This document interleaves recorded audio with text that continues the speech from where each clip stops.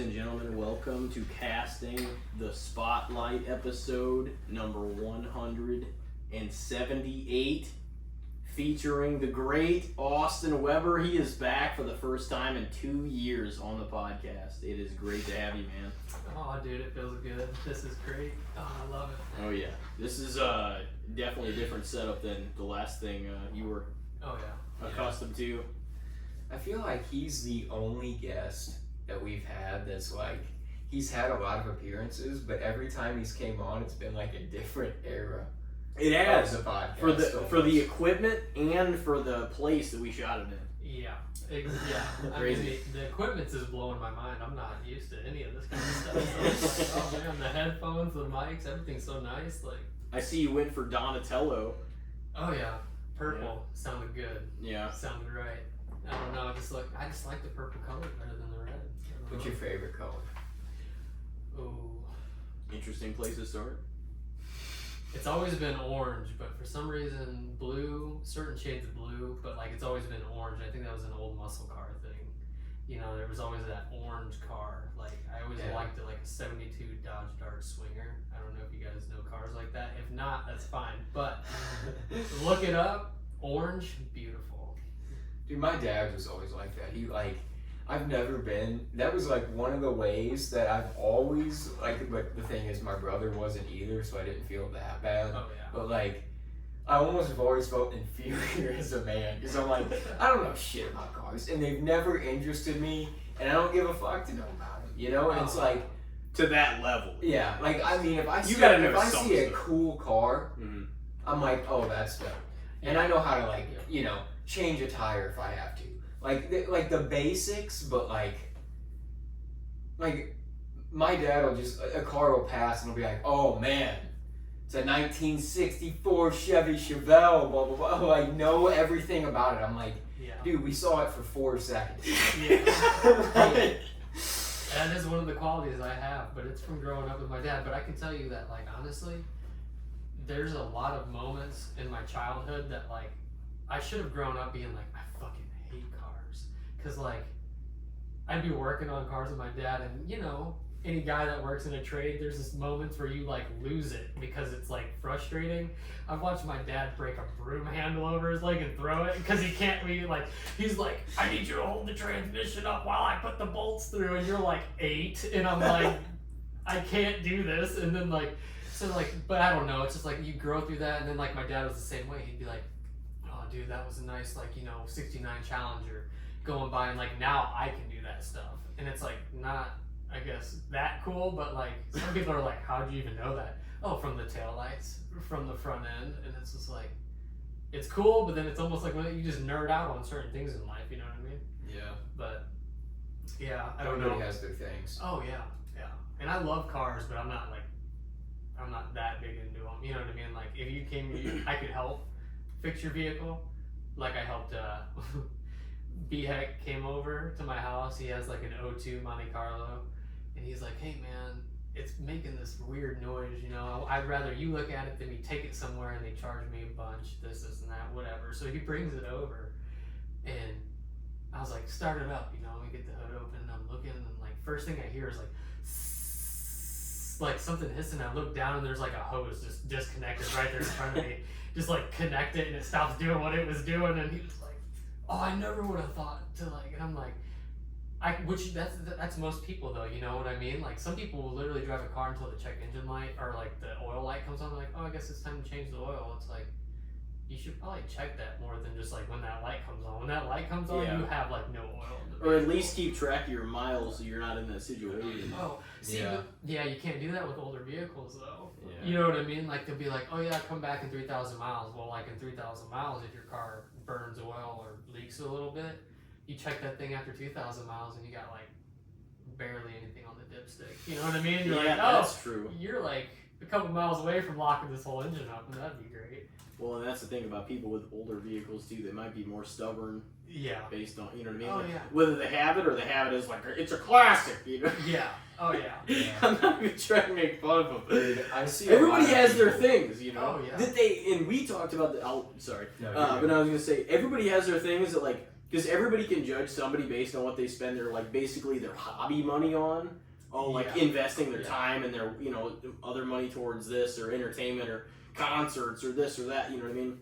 But everybody has their thing, so anybody could point to anybody and be like, "Why the fuck are you spending your money on that?" Yeah. Because you wouldn't do that, but that doesn't mean they wouldn't. You know what I mean? Everybody has a different thing that someone else would perceive it as. What the fuck are you blowing your money on that for? Oh yeah. You And know? then if you have money to blow it on whatever you want, then you blow it on Yeah, whatever and you it's want. as long as it's your money, then Yeah. who gives a fuck? It's up to you what you want to spend it on. Yeah, exactly. You know? It's your priorities. Yeah, like I see old dudes. It's typically always old dudes, like retired guys on like our route all the time that have just classic cars that are like pristine, sitting in their garage. And I'm like, these things they probably take it out on like a Sunday drive. Yeah. And they take it out on like car shows. Oh yeah. And that's it. Hey, my grandpa's one of them. Has an old like Model T, I want to say, not Model A, Model T Roadster. So it's one of those ones like you sit in it. It's literally just 2 seats. Got the front little skinny tires. It's got no top on it. Clean as can be. I mean, garage, takes it out to car shows, drives around. I mean, he'll do burnouts and stuff like that. Like, it's old grandpa, he wants to get it out and have fun too. It's a toy, but like, I clearly remember like we were, because I said my grandma passed away not too long ago. So we were over there while he's trying to get rid of clothes and all this kind of stuff. He opens the garage, he takes me out there, and he's like, he opens it, and he has rags and a spray bottle like right there in the seat, and like he just notices something, just sprays it, starts wiping it down. I'm like, this thing just is, you know what I mean? People don't do that in cars no more. You know what I mean? Like, when's the last time you've seen a car, like at a car show, when they open the hoods, the engine's just as clean. Oh, as yeah. Yeah, you're like, man. I just got the image though of like him just standing out there waiting to like see something that may or may not even be there. Be like, I gotta wipe this. Just just sitting there, like nothing happening to it, but just staring at the car. Just waiting, just watching some dust fall down, just wiping it down. Yeah, there's a guy on our route who has like a Model T, this old dude named Ted, and he told me that he got that thing when he was like in his mid-20s. Like it was like his like big investment for himself. He's just held on to it forever. It's been like his baby. Just an old, like one of the original like Model Ts. You know? Hey, he was a smart guy because like if you think about it, like they always say it's a depreciating asset because you buy it off of. But what's crazy is that doesn't apply to old cars or the last 3 years. Well, yeah. We want this. It's like it's from 1998. Yeah. Well, but I mean, like you get those old 60s from like 1921 or some shit. Yeah. But that's what I'm saying. Like he probably bought well maintained, so it's about quality. It's about the quality of the car's in. Well, yeah, quality, but like that, like back then, like what you could pay $200 for a car, $500 for a car, and now somebody would buy that for like over $100,000. Like, people are like, that guy's rich. He's got a car. Yeah, look at him. It doesn't have wheels. You're the big dick in the neighborhood if you had a car. Yeah. Well, that's how it was with everything. They have a TV. Like, that was the thing for sure. Yeah, now everybody got had it on a their radio. phone. Yeah. Radio shows were the thing, and then like the first person that had a TV in their house was like, holy fuck. Oh, dude, I remember microwaves. When I was young, we went over to the grandma that passed away. Went over to her mom's. So we're talking like, she was around in like the 1920s. Like, we went over to her house for like a Christmas one time. No TV, no nothing. There was TVs at this time, obviously. I was born in '96, like, and we hated it over there because it was like just boring. Just boring. Oh man, in Illinois, middle of nowhere, farm country. Oh yeah, like cornfields. Dude, you drive through Illinois, like being in Missouri. If you go anywhere eastern, driving through Illinois, it's just so much farmland whole way through. Tell me this. All right, so me and Marissa were having this conversation, and we were talking about the most boring states, and I'm like, Illinois has to be at the top. Yeah. So she looks it up. It's not even in the top 10. And I was like, how is it not even like? We got to be around a lot of them. Well, We but gotta be Only, surrounded only by because of Chicago. That's That is the why. only reason. Yes. That's what I'm fucking saying. it's the That top right of literally it. is the only reason. Yeah, That's but at the top it right pissed of it. me off because I'm like, these other states, I'm like, South Dakota was in there. I'm like, at least you can go to Mount Rushmore, the Black Hills. You know, honestly, I've changed my opinion of Wyoming because I'm like, I see pictures, I see videos and That's stuff, and I'm right. like, it fucking looks beautiful there. It is. I'm like, A you lot got of the places it's people say are quote unquote boring are the places that are like no, well, the some land, of them are shit. The land Iowa, is fucking beautiful. there's nothing there, too. That's what I'm saying. The places that kind of surround us are farmland, and that's it. Nebraska, Nebraska, Kansas, Yeah. Iowa, yeah, Kansas, Arkansas. especially. It's You got fucking one. Arkansas It's kind of- one. Arkansas, yeah. Oh man, yeah, some of those for sure are. I would say. Yeah. And I'm sorry to any of our listeners from those states. I've actually been to Kansas for like a couple music festivals. Yeah. I didn't stay there long. Anybody that was from Kansas, whenever I was there too, was like, "Bro, this state sucks." Yeah. They're like, Oh, they know. "Don't get pulled over by the police down here. They fucking suck." And get back to Missouri as soon as you can. What do you like? Hey, I'm telling you, the only place I've been to in Kansas, and this is where we marked off on our list, so that like, because we got one of those big picture things of the map, and you put pictures of when you went there in the map and whatever. The only place we went to in Kansas, and we stopped for a couple hours because we know there ain't nothing. We're not taking one single trip just to go to Kansas for shit. But we went to there was like a town that had like a Wizard of Oz setting Yeah. thing. That's what I was gonna say. And, yeah. That was one of the music That's the festivals biggest I claim went to fame. Yeah. Was Wizard of Oz themed. Yeah. That's one of the In biggest Kansas. claims to fame right there. Is Yeah. the Wizard of Oz. That's it. Yeah. So that's Yeah. what we did. We took pictures and then got the fuck out of there because I'm like, there ain't nothing here that I want to, you know.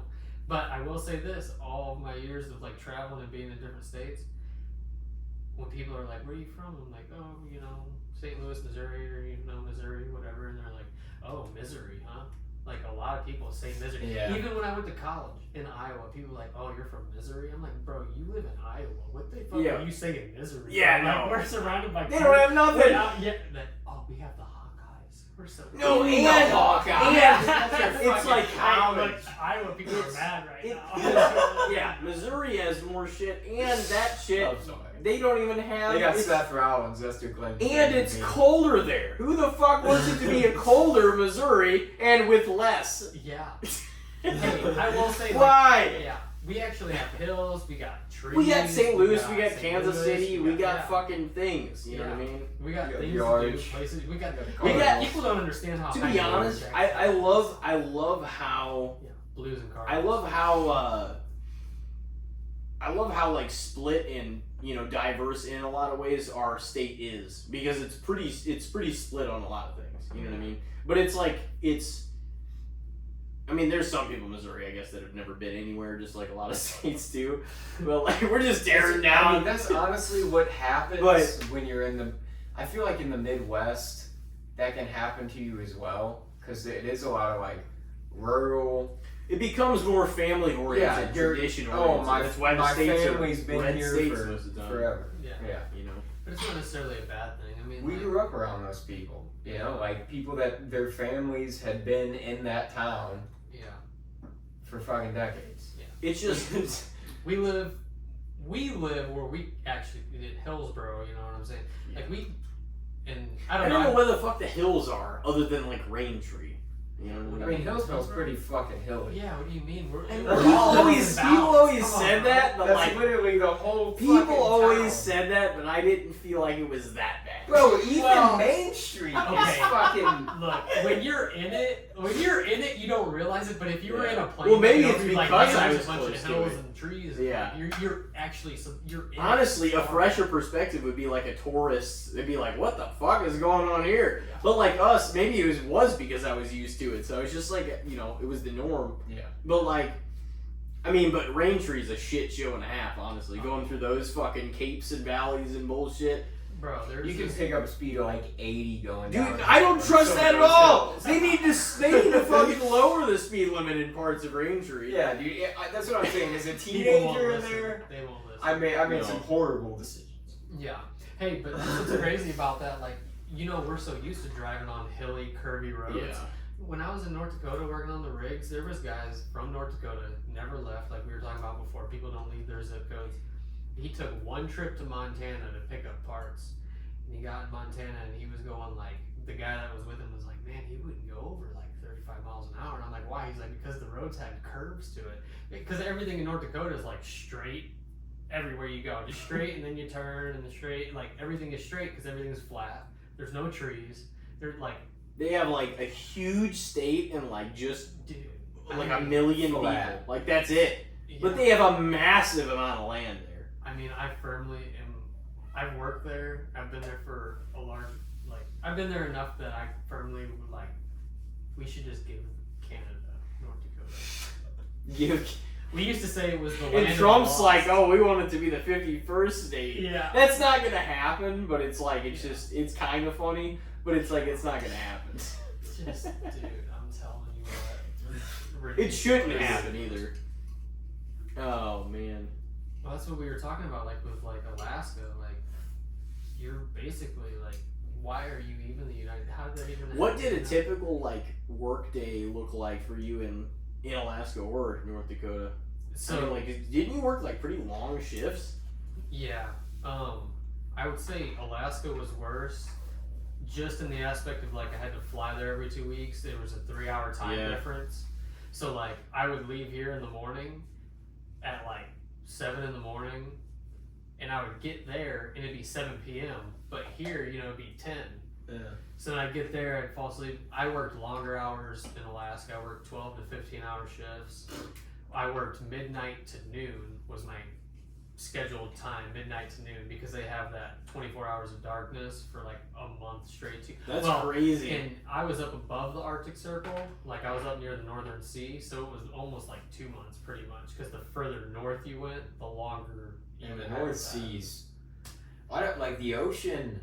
Fucking freaks me out, anyways. And I see videos all the time. And the North Like, Sea this is the and thing. Crazy stuff I that think goes on. because I have like put it out in the air that I have a phobia of the ocean, that like when I get on social why? media, dude, are you fucking kidding me? But why? We don't know what the fuck is down there. And it's, miles deep. I don't give a fuck. I don't want to, like, I have an irrational fear that I'm gonna like be caught out there in a storm in the middle of, like, I don't want to be in the middle of the ocean where I don't see land. When would that anywhere. happen? I don't know. You don't need to I be don't on the know, sea bottom. but I You don't need want be to. up there. That's what I'm saying, and I see videos all the time where they're That's like, not gonna "Oh, look happen." at this crazy storm where these guys are coming down, and the waves are fucking crashing on the deck and shit, and they're like flying from like side to side on the ship and having to strap in." I'm like, this shit just fucking makes my fear worse, dude. Oh, yeah. I don't. But that shit, some of that, the deep sea creature shit, some of them are terrifying looking. I but mean, they're, I love like they are octopi and deep shit. I love that in shit. there. They are deep in the fucking ocean.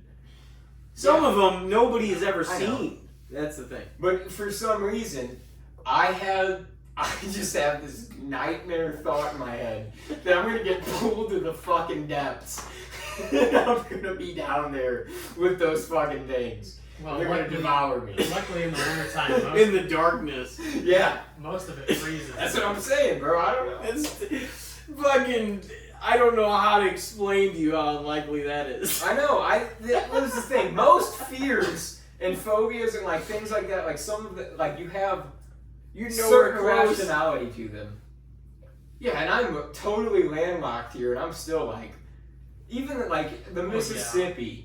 We have the Mississippi, and that's fucking terrifying. Well, to yeah, me, now like- that you know that like shark, or what is it, the bull shark, freshwater shark? And they Yeah, have they bad know. undercurrents. You in guys would know more than Mississippi. me. Yeah.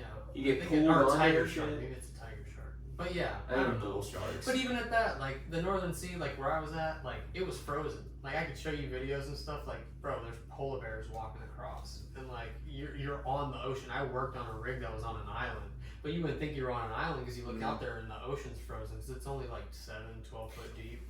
I read somewhere like in the it's like talking about like the climate and whatnot. Like Antarctica had gained ice or For something the like first that. Like, time it in was- a decade yeah, in or like something. the 25 years or something like that. Yeah. Like it actually had like expanded quite a It's the bit. Earth's But You know? Well, I mean, I could tell you, like, when you were asking about, like, a typical day, like, people in this area specifically, I don't know how many listeners are from other places, but, like, in the middle of in January, February, I've had days where it's like, well, I say days, but I mean weeks of like -30 or lower. At worst, like -56.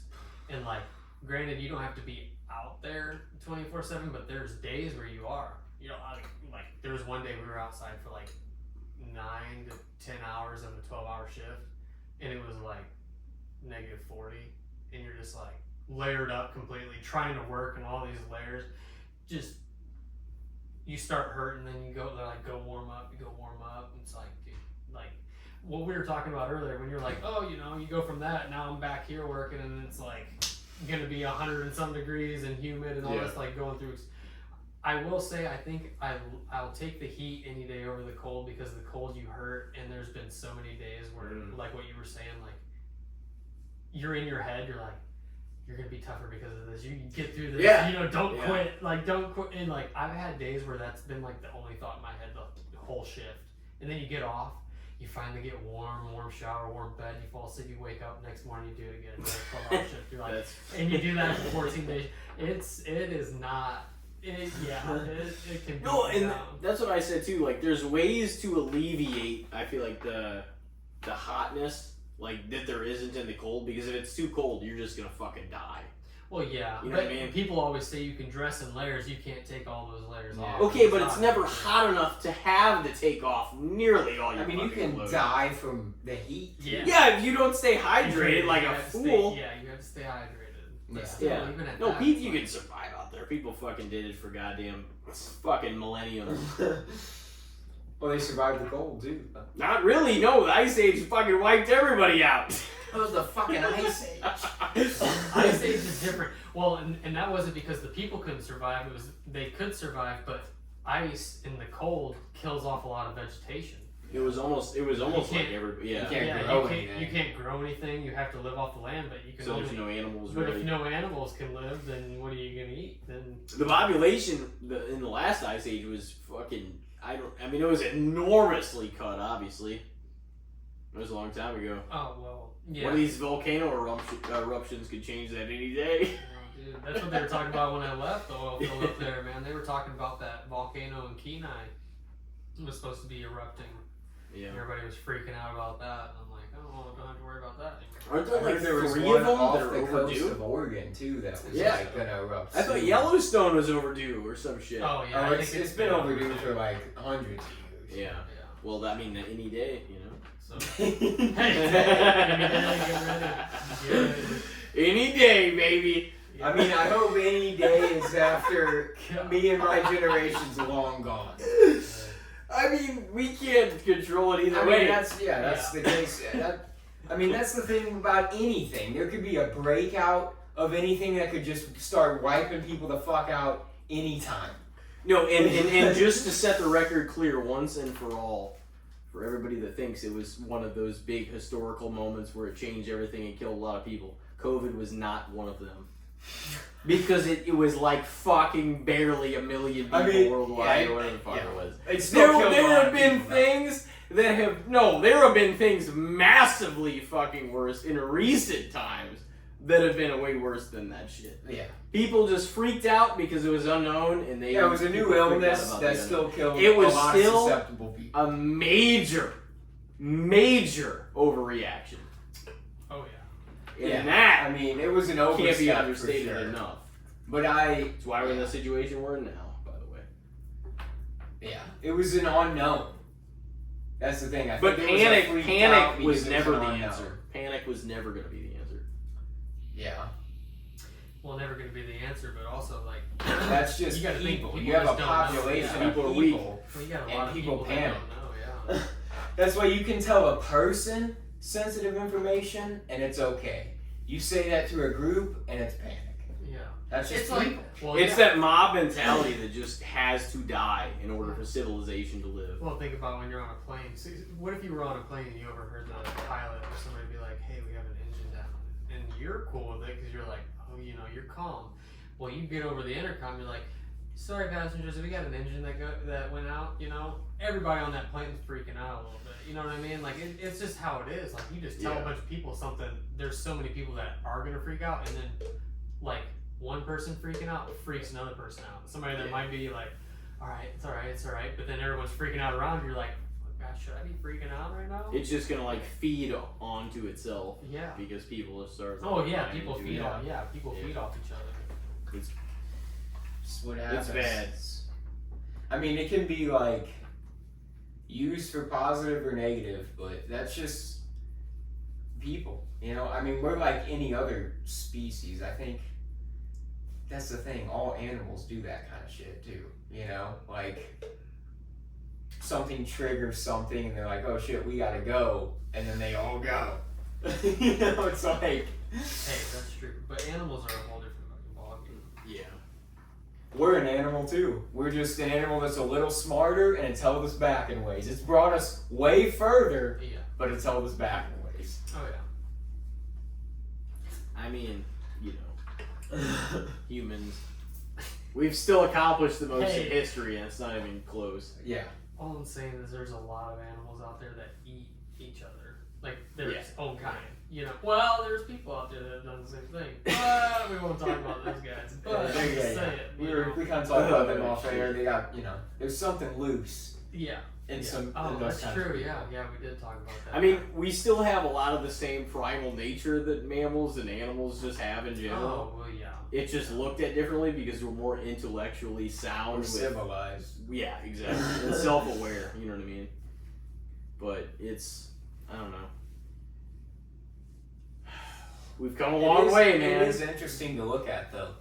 Because, like, if you see the way, like, primates react to certain things, or, like, how certain creatures will shield their young or do certain things for certain others, or how they'll look out for their partner so the other one can eat and things like that. It's like, they do things like we would do things if we weren't to the level we are. You know what I mean? Oh, yeah. Like, it's kind of funny to think about. It's like, we are mammals. Yeah. At the end of the day.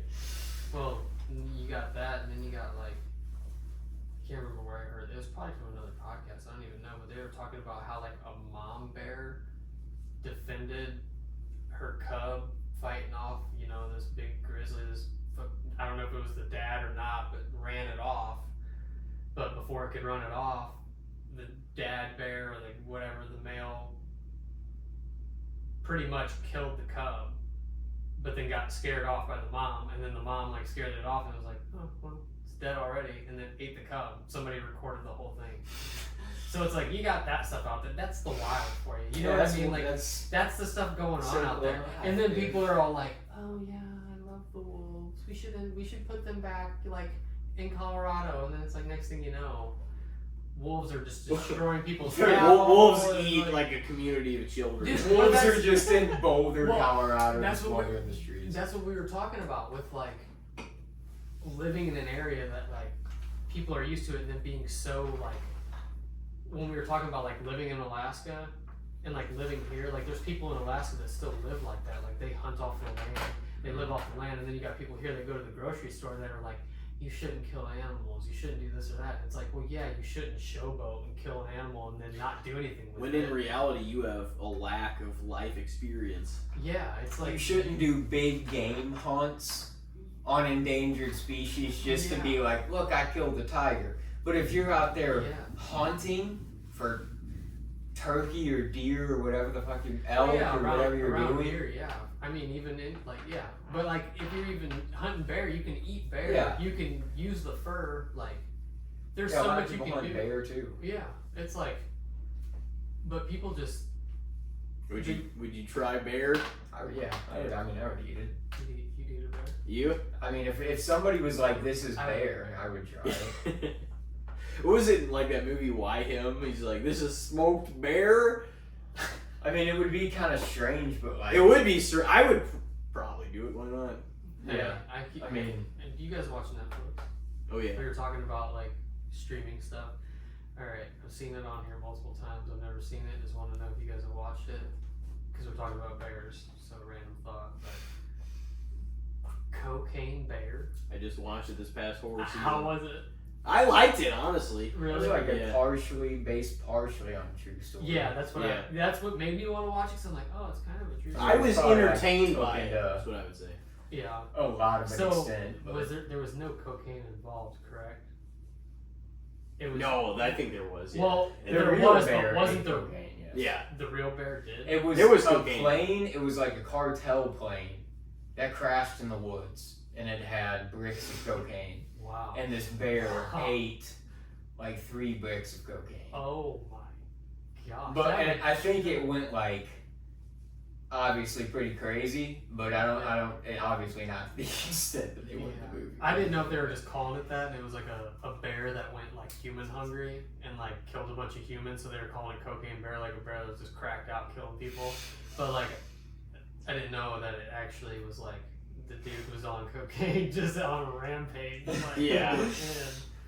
Yeah, I think one of the guys maybe had cocaine, something like that. I Yeah, don't it remember was what like it was. the plane crashed Yeah. or something like that. There was like somehow this bear got a hold of bricks of cocaine. Mm-hmm. Man. Well, now I know. Now I don't have to watch it. Or maybe I do. Or maybe I have to watch it to experience it myself. Yeah. Oh. Cause dude, do you guys remember that? Was he like Grizzly Man or something? There was a documentary Yep. of the dude that lived with the Grizzlies, Mm-hmm. and it was like he lived with them, chilling for a while. And I don't even know how he did that. To be honest, I really don't. Oh yeah. But then like, I'd be so sketched out like the whole yeah, time. there's no way I'd sleep around them. Yeah. And then just one day they decided to fucking devour her.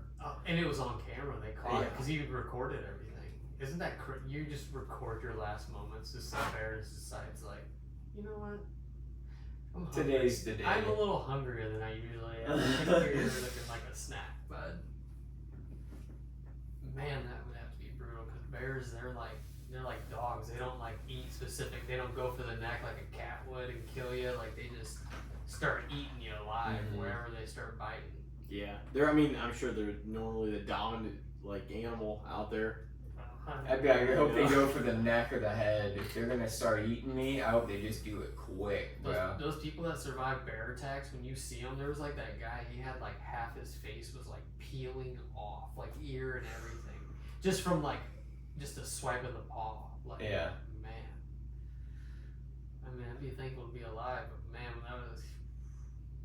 I saw a video of this dude, Imagine. like, it was like a brown bear came into these people's like yard and they were having like a party. And this dude was drunk as fuck, and Of he course. wandered out here, and he's like, "Hey man, you gotta get the fuck out of here. You were invited," and stuff. And this bear's just like, just like fucking knocked this dude over, and then just walked away. And the dude just got up and laughed, and he was okay. And people were like, "Dude, that guy's lucky as fuck. Like that bear gonna fucking devour that dude." Oh yeah. like everything in life, usually when alcohol's involved, it's something interesting's happening. Yeah.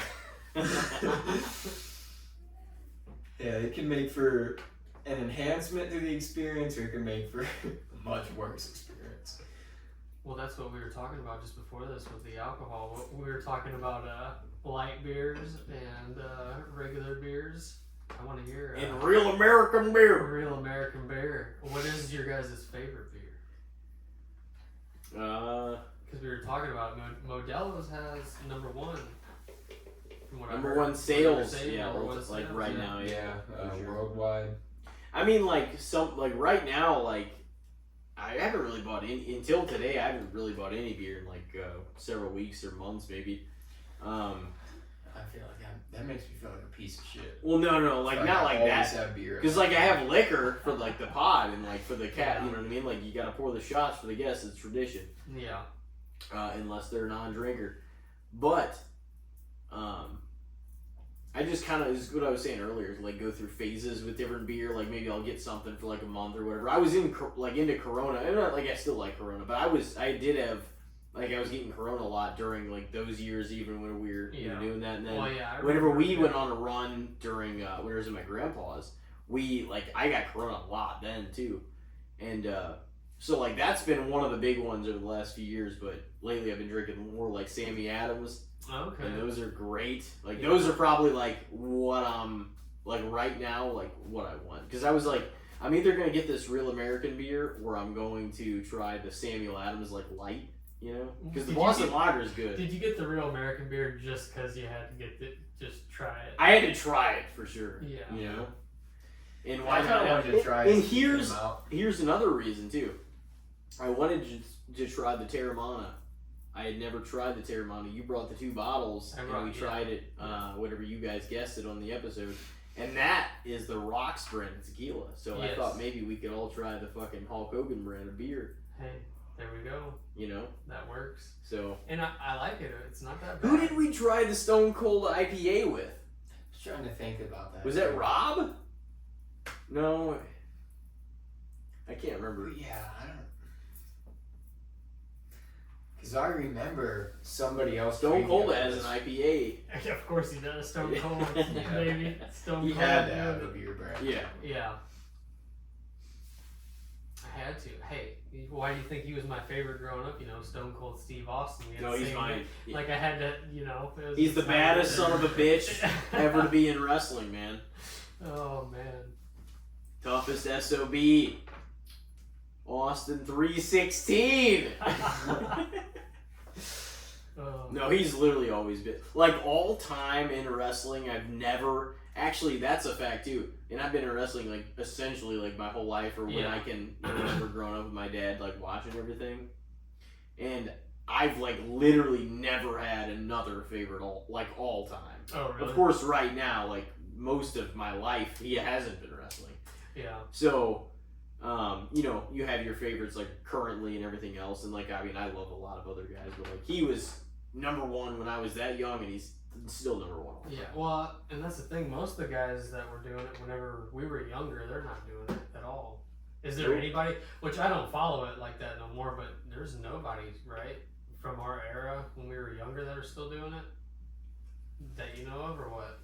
Well, like what age of era? Because this year is John Cena's last year. Yeah, it's like retirement tour. He just Randy Orton's like still in it. They're probably the 2. Yeah, most tenured. Yeah, is the word you could probably use. Well, okay, so like if we're talking like that, okay, we got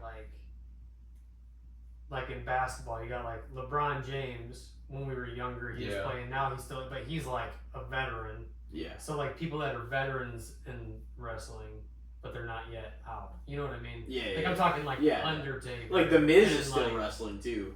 What's up? The Miz is still wrestling too. Okay, like people like that. You know. There's a few, but there's not. Yeah. Undertaker, he's retired. Yeah. He's been well, retired. I knew that, but that's what I'm saying. Like guys like that are mainly retired. Yeah. Guys you remember from when. Yeah. Like a lot of, mostly all the Attitude Era guys. Yeah. Are for sure gone. You keeping up with these NBA finals? Dude, honestly, I was so devastated that the Blues couldn't pull it off. Though, man, that game pissed me off. I don't know if you guys Oh yeah, no, that was the double overtime game. We were talking about that a little bit. I was devastated. Oh my gosh, they had it, and then that 1 second, and then after that, I'm like, I should already just. But of course, you know, I held on to that hope, and then I was like. Yeah, once it was a final goal in like the final 5 seconds, it's like, oh, they got all the momentum. Oh yeah, now Andrew, they're at home. Nobody lost a game at home, you know, so they had that with them too. But yeah, that was all going on. So I actually haven't been watching the NBA Finals as much as I should. And I low-key really wanted LeBron to like finally. I want him to get one more ring before he retires, and he just couldn't pull it off. But Nope, he's too old. hey, don't say that. There's always Honestly, after this year, I feel like he might be playing like only one more year. We'll see. Yeah, at this point I'm like whatever, but honestly I just like watching basketball. But yeah, I don't even know who's still like in it. I've seen some of the stuff. The like Warriors just got eliminated by the Timberwolves like last night. Okay. And the Pacers are in it, and the Thunder and the Nuggets. The Thunder's up 3-2. Thunder and Nuggets. Thunder's good. I know and they're the Nuggets good. obviously have Jokic, but he can't fucking. He's the team. He has been playing the other team basically by himself, but that can only carry you so far because there's no way you're gonna win the NBA Finals like that. But I'm trying to think what the other game is. But the Warriors just got like eliminated last night. But Steph's not been there for the last 3 or 4 games. And who is the Warriors playing? Because the Timberwolves, I can see that because I really want. Yeah, they played the Timberwolves. I think. Okay, yeah, because the Timberwolves eliminated the Lakers, right? Yeah. Yeah, Timberwolves did the Lakers because they were talking about They Anthony took out Edwards. the Lakers and the Warriors. Again, they're upsetting big time teams again, like last year. Hey, he's the guy. I'm He telling is. you, He's Anthony the Edwards, face. he's the guy. He is dope. He needs to win a ring. He's gonna be the domestic face of the league. Like I just watched that documentary about the last Olympics with LeBron, KD, and Curry when they won against France. I forget what they call it. I forget what the documentary is, but it's pretty good. It's kind of talking about that. How, like, if you think about the last few Olympics, LeBron and KD have been on it. Steph once before, I think this one. But now there's, like, the new up-and-coming guys, like Anthony Edwards and this and that, who are on the team. Jason Tatum. Yeah, he freaking, his Achilles. That's what I heard, man. Yeah, ooh. Not good. No, and they're Not good. pretty much done. Yeah, well, yeah, I figured that, but man, hopefully he can come back from that because he's supposed to be up there, you know. It's crazy. It's a bunch of teams that they didn't. Or yeah, it's the Knicks and them, but the Knicks are up like 3-2, I think. Hey, you never know, man. It can just switch around like that. It's crazy because all the teams that they didn't expect, like a lot of the vet teams, like that are led by some of those guys, like nobody's even gonna make it to the Final Four. Like it's fresh teams, pretty much all around. Yeah. I really hope it's at this point. Cool, I really hope it's like the Knicks and Thunder. That would be a sick finals. The Knicks and Thunder. Oh. Yeah. Man, I don't know. I want to. I've been watching a little bit more, but like. Because I've thrown on, especially like the second half or like some of the ends of games, like recent nights, and there's more on tonight too. I don't really watch a whole lot of NBA, but I'm ready for the NFL season to kick off. The draft, the fucking schedule just dropped last night. It's the best looking Thanksgiving schedule of all time. Do you guys do the fantasy? Yeah, fantasy. Fuck yeah! I don't, but I've been watching more. I really think ever since the Rams left St. Louis, I have not given a fuck, but Marissa loves the 49ers. Oh, no. because she's a big George Kittle fan. George Kittle is cool. George Kittle. Yes. Yeah. So she just is riding on the 49ers because he's on the team. But we go and watch games and it's fucking fun as fuck. And it's kind of gotten me back into football more because I'm like, it is fun, It's fucking, I like football. I don't like the Niners because they bullied the fuck out of some of my favorite teams. Oh, sure. The Niners are kind of annoying, but they're in a fucking negative spot though because they're gonna have to pay their quarterback, which is not worth the money they're gonna pay him, and they're gonna have nothing. The Cowboys and the Niners are one bad decision away from being the same fucking team. Hey, the Cowboys, man, they got Pickens on the team. Yeah, and now he's gonna be unhappy because he's gonna get 4 targets a game. Because he's gonna get 4 targets a game. He's gonna be fucking pissed. I feel like Dallas. Jaden Blue. I think the things you're looking up on the offense. Hey, all I'm saying is I feel like Dallas is one of those teams that they're always supposed to be. All the fans are always ready for him to be good, and they never. I mean, I've never came into a season like, I'm not like one of those. This is the year. This is the year. Yeah. The thing is, at this point, I think it's bullshit. I think there's so many Cowboys haters out there that half the people commenting that shit aren't even Cowboys fans. They just want to have the perception that Cowboys fans are fucking dumbasses. Yeah. So they comment that shit on shit. So people are like, look at this fucking idiot. To be honest with you. Well, hey, that's alright. That's alright. As a Cowboys fan in a rational universe, I haven't in the past 3 or 4 seasons been like, I think that we might fucking go to the Super Bowl this year. Like, it hasn't even been a thought that's crossed my mind. But I guarantee you, every single team's like, this year's our year. We got this. We can do this. Everyone needs to think that at the beginning of the year. Yeah, but then I just hope the season made gets it to the playoffs. That's the first step. Yeah. I don't even. I'm not thinking about Super Bowl after week 2. Yeah. I don't know. You always want to. I guess until the season starts, and you're like, guys. We're fucking 2-9 right now. I don't think that this is. That's what's gonna happen. That's why they gave them a lot of the primetime games. I'm convinced because they're like, all right, well, let's get these big games out of the way, or like the opener and stuff, just in case this whole thing fucking folds somewhat early. And like, I do think that might be part of the play, like legitimately, not even just sound like a, But I don't know. I mean, it's not necessarily a bad call. But that's a lot of games for a team that fucking people are like interested in watching. The Chiefs, Bills, Ravens, and Bengals most of the time, you know. Yeah. But another Missouri. I mean, I guess the Bengals are another team they're going to be in trouble too unless their offense can just throw 52 points a game. They fucking can, yeah. I mean, they're not even one of my like main, you know, but it would be nice for them to make the playoffs again, you know, Joe Burrow to get there and see what happens. But everybody always gets eliminated by the Chiefs, and it just fucking ends right there. Yeah, they just crumble everybody's fucking hopes in the AFC. Hey, unpopular opinion, I live in Missouri, but I fucking do not like the Chiefs. Me neither. They're fucking bandwagoners all around these. Oh, yeah. These fucking bandwagoners is what they are. The whole state. Oh, yeah, I love them. Oh, yeah, now they've won, what, fucking 3 Super Bowls? Yeah. I knew, like, 4 Chiefs fans around here Man. Before they started doing They started coming out of the woodwork. How many in a row? Oh, okay. Yeah. Because they drafted Patrick Mahomes, they started doing good, and then now Travis Kelce and Taylor Swift, that brought more people to the Chiefs. Gosh. And yeah. But, I mean, you know, they got upset in the playoffs in the Super Bowl. I don't think they're going, I don't know, their schedule is not fucking going to be easy, though, either. No. They got some short weeks, they got some tough outings. Yeah, I hope they get fucking. What, they got like some tough away games or what? Yeah, like short weeks and then maybe an away game after the short week. Oh, you know, stuff like situations like that, but they also have like the most primetime games, like 7. Yeah, I gotcha. They're basically America's team if you want to consider maybe like the most watched team by the game. You know what I mean? Yeah. Oh, yeah. Yeah. But the Cowboys just have had a massive fan base for a long time, you know? But the Packers have a big fan base. The Steelers have a big fan base. The Patriots have a base. There's a lot of teams, you know. But the Cowboys, because they're in Texas, and football is so big in Texas, and it always will be.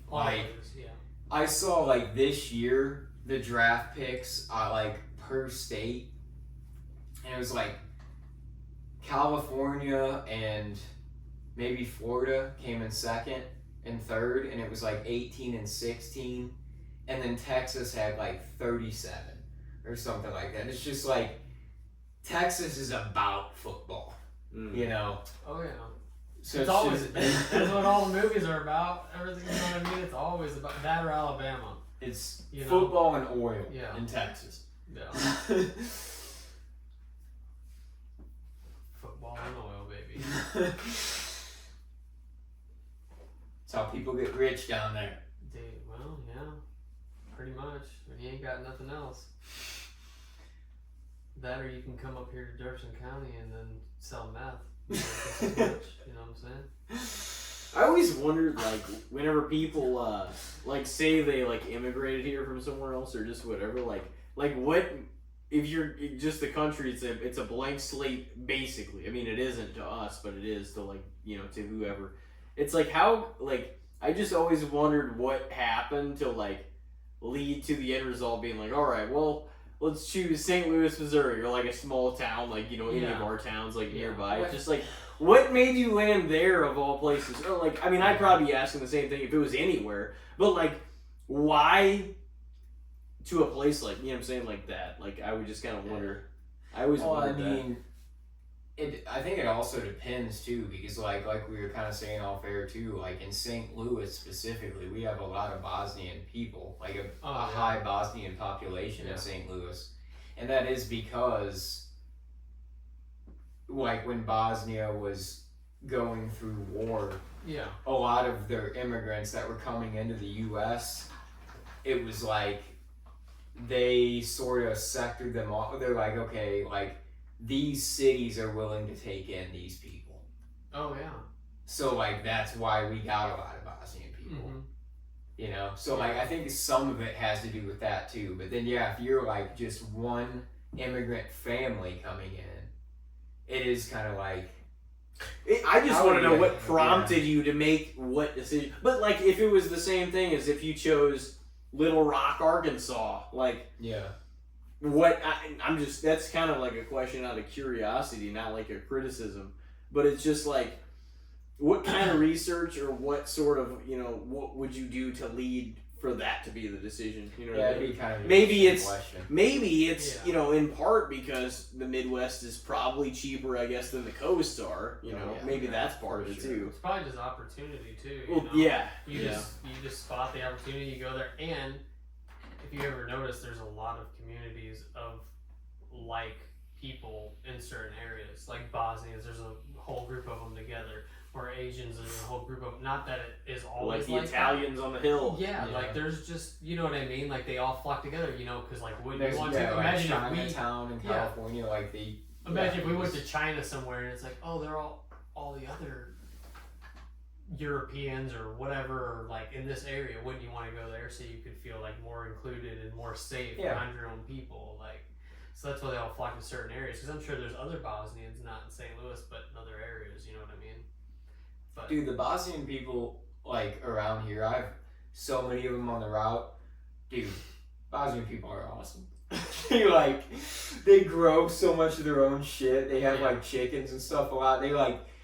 They really do their own shit. They give us stuff. They're like, oh, hey, there's some eggs from our chickens and stuff. They always call me buddy. Like, hey, what's up, buddy? I'm like, dude, the Bosnian people are fucking dope. They take care of their shit. They're good people. Yeah, and you're always on the same route, right? So, like, you get to know... Yeah, I run, like, the same Monday and Thursday and Tuesday and Friday. And then Wednesday's, like, a mixture of the two. So, yeah, it's, like, the same people every week. Oh, yeah. Yeah, so they get to know you, and they're like, oh, there's white boy. There he is. There's our buddy. Hell yeah. No, I know how that is. Yeah, they like... have like just jars of things, like they'll give me like jalapenos and eggs and things that they grow. They're like, hey, I'm like, fuck yeah. Where'd you get that fucking like that sword or whatever the fuck? I just found that in the trash. Somebody threw out a pirate sword and had like a buccaneer on like the handle. I'm like, dude, I'm fucking taking that. No, that was a sick find. Like, that's a fucking, you got a weapon. Sometimes you find cool stuff. Some guys really like root through the trash though. Like I'm not trying to be out there all day. Oh, but some of the guys that work there, they're like going through to see if there's any like gems that somebody's thrown away. A lot of dudes will collect like metal and wire and stuff to like cash it in. I'm not going through that trouble. I'm like, dude, I'm not gonna be out here an extra couple hours to collect all the metal and shit for, maybe $100 every month and a half. Yeah. I feel ya. I don't know if I'd be digging through trash for that either. No. If it was like right there and I could grab it, yeah, maybe. But yeah. Sometimes, if I see like specifically like a cool thing that I'm like, oh fuck, like I'll see like some wrestling stuff sometimes that I'll consider pulling out, or like football memorabilia. But yeah, that like Buccaneer sword, I was like, this thing's in like, it was still like in the sheath too and stuff. I'm like, yeah, I'm gonna like wipe this thing off and take it home. What the fuck are you talking about? No, that was a good find, honestly. Just walking out of work with a fucking sword. Like, why does this guy got a sword? I mean, I already kind of look like a pirate too. Like I always kind of think that anyways, because like I feel like I'm gonna be like, I've heard that anyways from people. Like if I'm anything from the past, like I'm not a Viking, I'm not a ninja, I'm not a samurai. Like I would be a pirate, and I'm hanging off the side of a fucking truck. I got the beard, I got the fucking ponytail and shit going on. And just holding a Buccaneer sword. There you go. Hey, I'm telling you what, you could be like, man, why can't I remember his name? The guy from Dodgeball that believes he's a pirate. I know who you're talking about. What I'm can't think of the guy's name. It's the guy that he thinks he's a pirate, and he found Steve the pirate. Maybe, yeah. Is what they call him, but yeah. It's like that, like you could just wear that thing as you're like going on your trash routes and just be like, yeah. Or like Paul Burchill, Just have it. Yeah, just have it on you all the time. What do you got that for? Oh, just in case something happens, I got this. Just start wearing an eye patch. Yeah. It's like I got this sword on me. That'd be absolutely ridiculous. Yeah. I don't think I'm gonna do that. No, I don't recommend it. Dude, I will say the move is to have the one ear out. Oh yeah. And the one in, because then I felt like earlier I was yelling because I was like couldn't gauge the outside. I can't voice. tell. Yeah, I couldn't tell if I'm hearing myself talk or like hearing it. You know, like there's like I don't know, but we're good now. But I was just mentioning that because it's like way easier. I feel like I was talking way too loud when I had both headphones on. Oh, you're good. I feel like I got it at a pretty like universal volume, but everybody kind of has their own. Yeah. I feel like it's mostly to do with. I don't think it has much to do with the mic. I think a lot of it has to do with the ears and what your like volume is gonna be. Yeah. Well, that and on the rigs, it was always so loud. I mean, you'd probably be like screaming, but the other person listening to you is like, "Oh, he's talking normal," even though you're screaming so he can hear what you're saying. So then you come back into real reality and world back here, and I'm over here like, "What'd you say?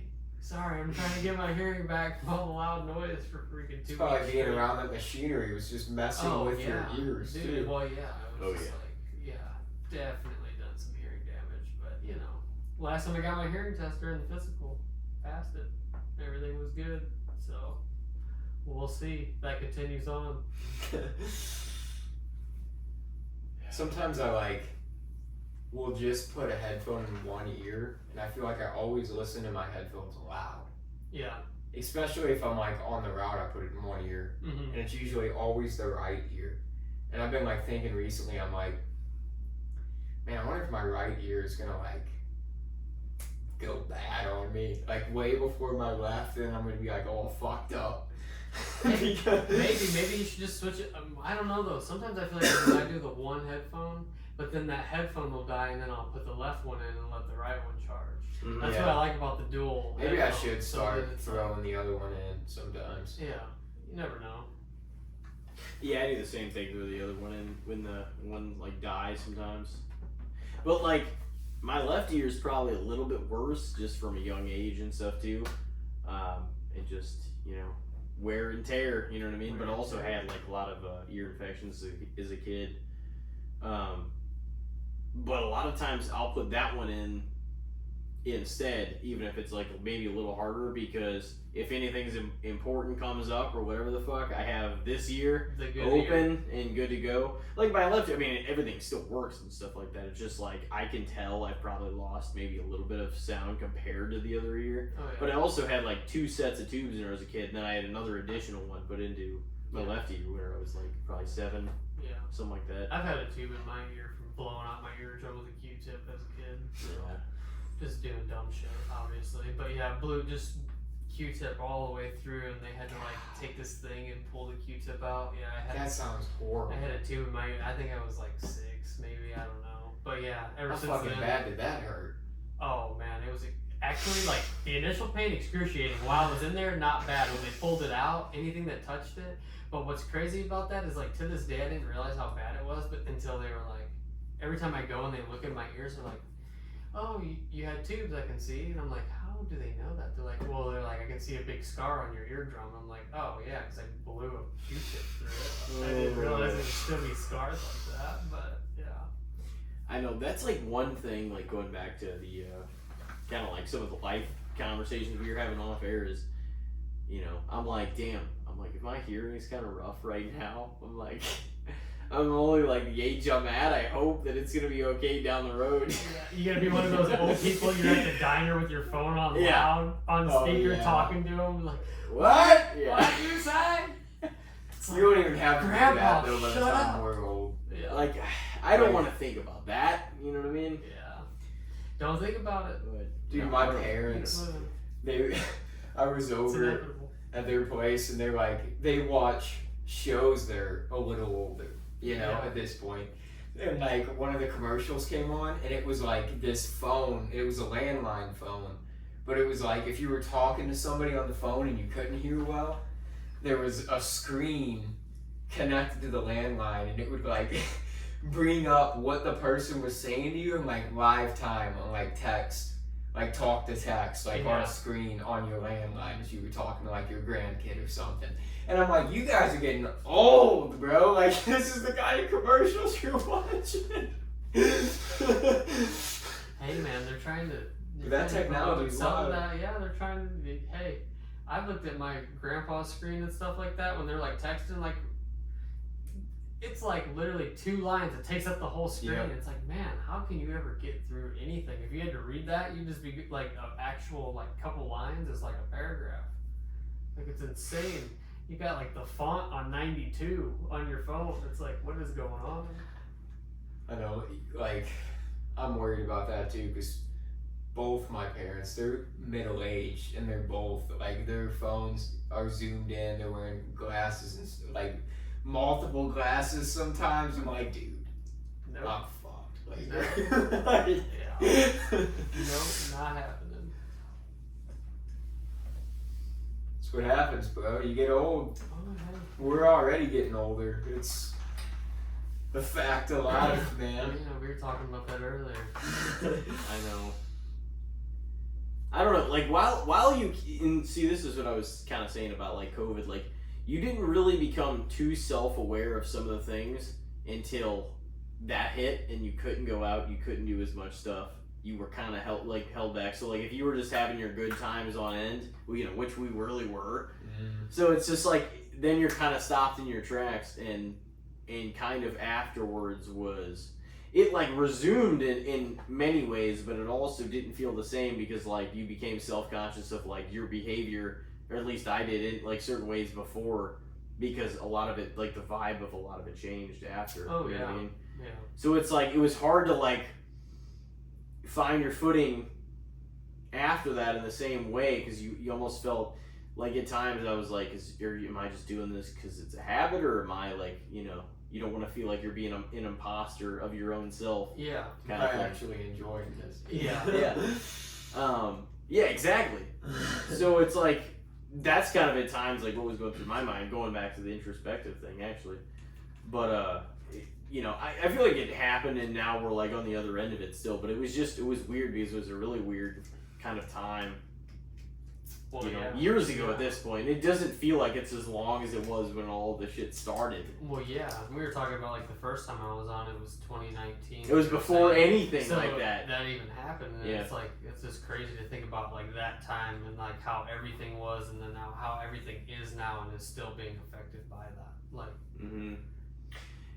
Yeah, it was like COVID itself was its own, you know, I mean, it affected a lot of people and stuff in different ways, but like afterwards, like the world was just like we resumed a lot of things, and people were like, okay, we're gonna leave that behind, leave it, you know, just go back to like normal life. But like stuff still felt different, like because we had so much time to ourselves that I do feel like a lot of people became more self-aware, and like that's whenever you saw a lot of the stuff you were already seeing on social media like intensified. You know what I mean? Because everybody was sitting on their fucking phone all day long, yeah. trying to worry about things, because they had nothing else was going on. So your mind was looking to occupy itself, you know? And it just like escalated the fucking problem. Yeah.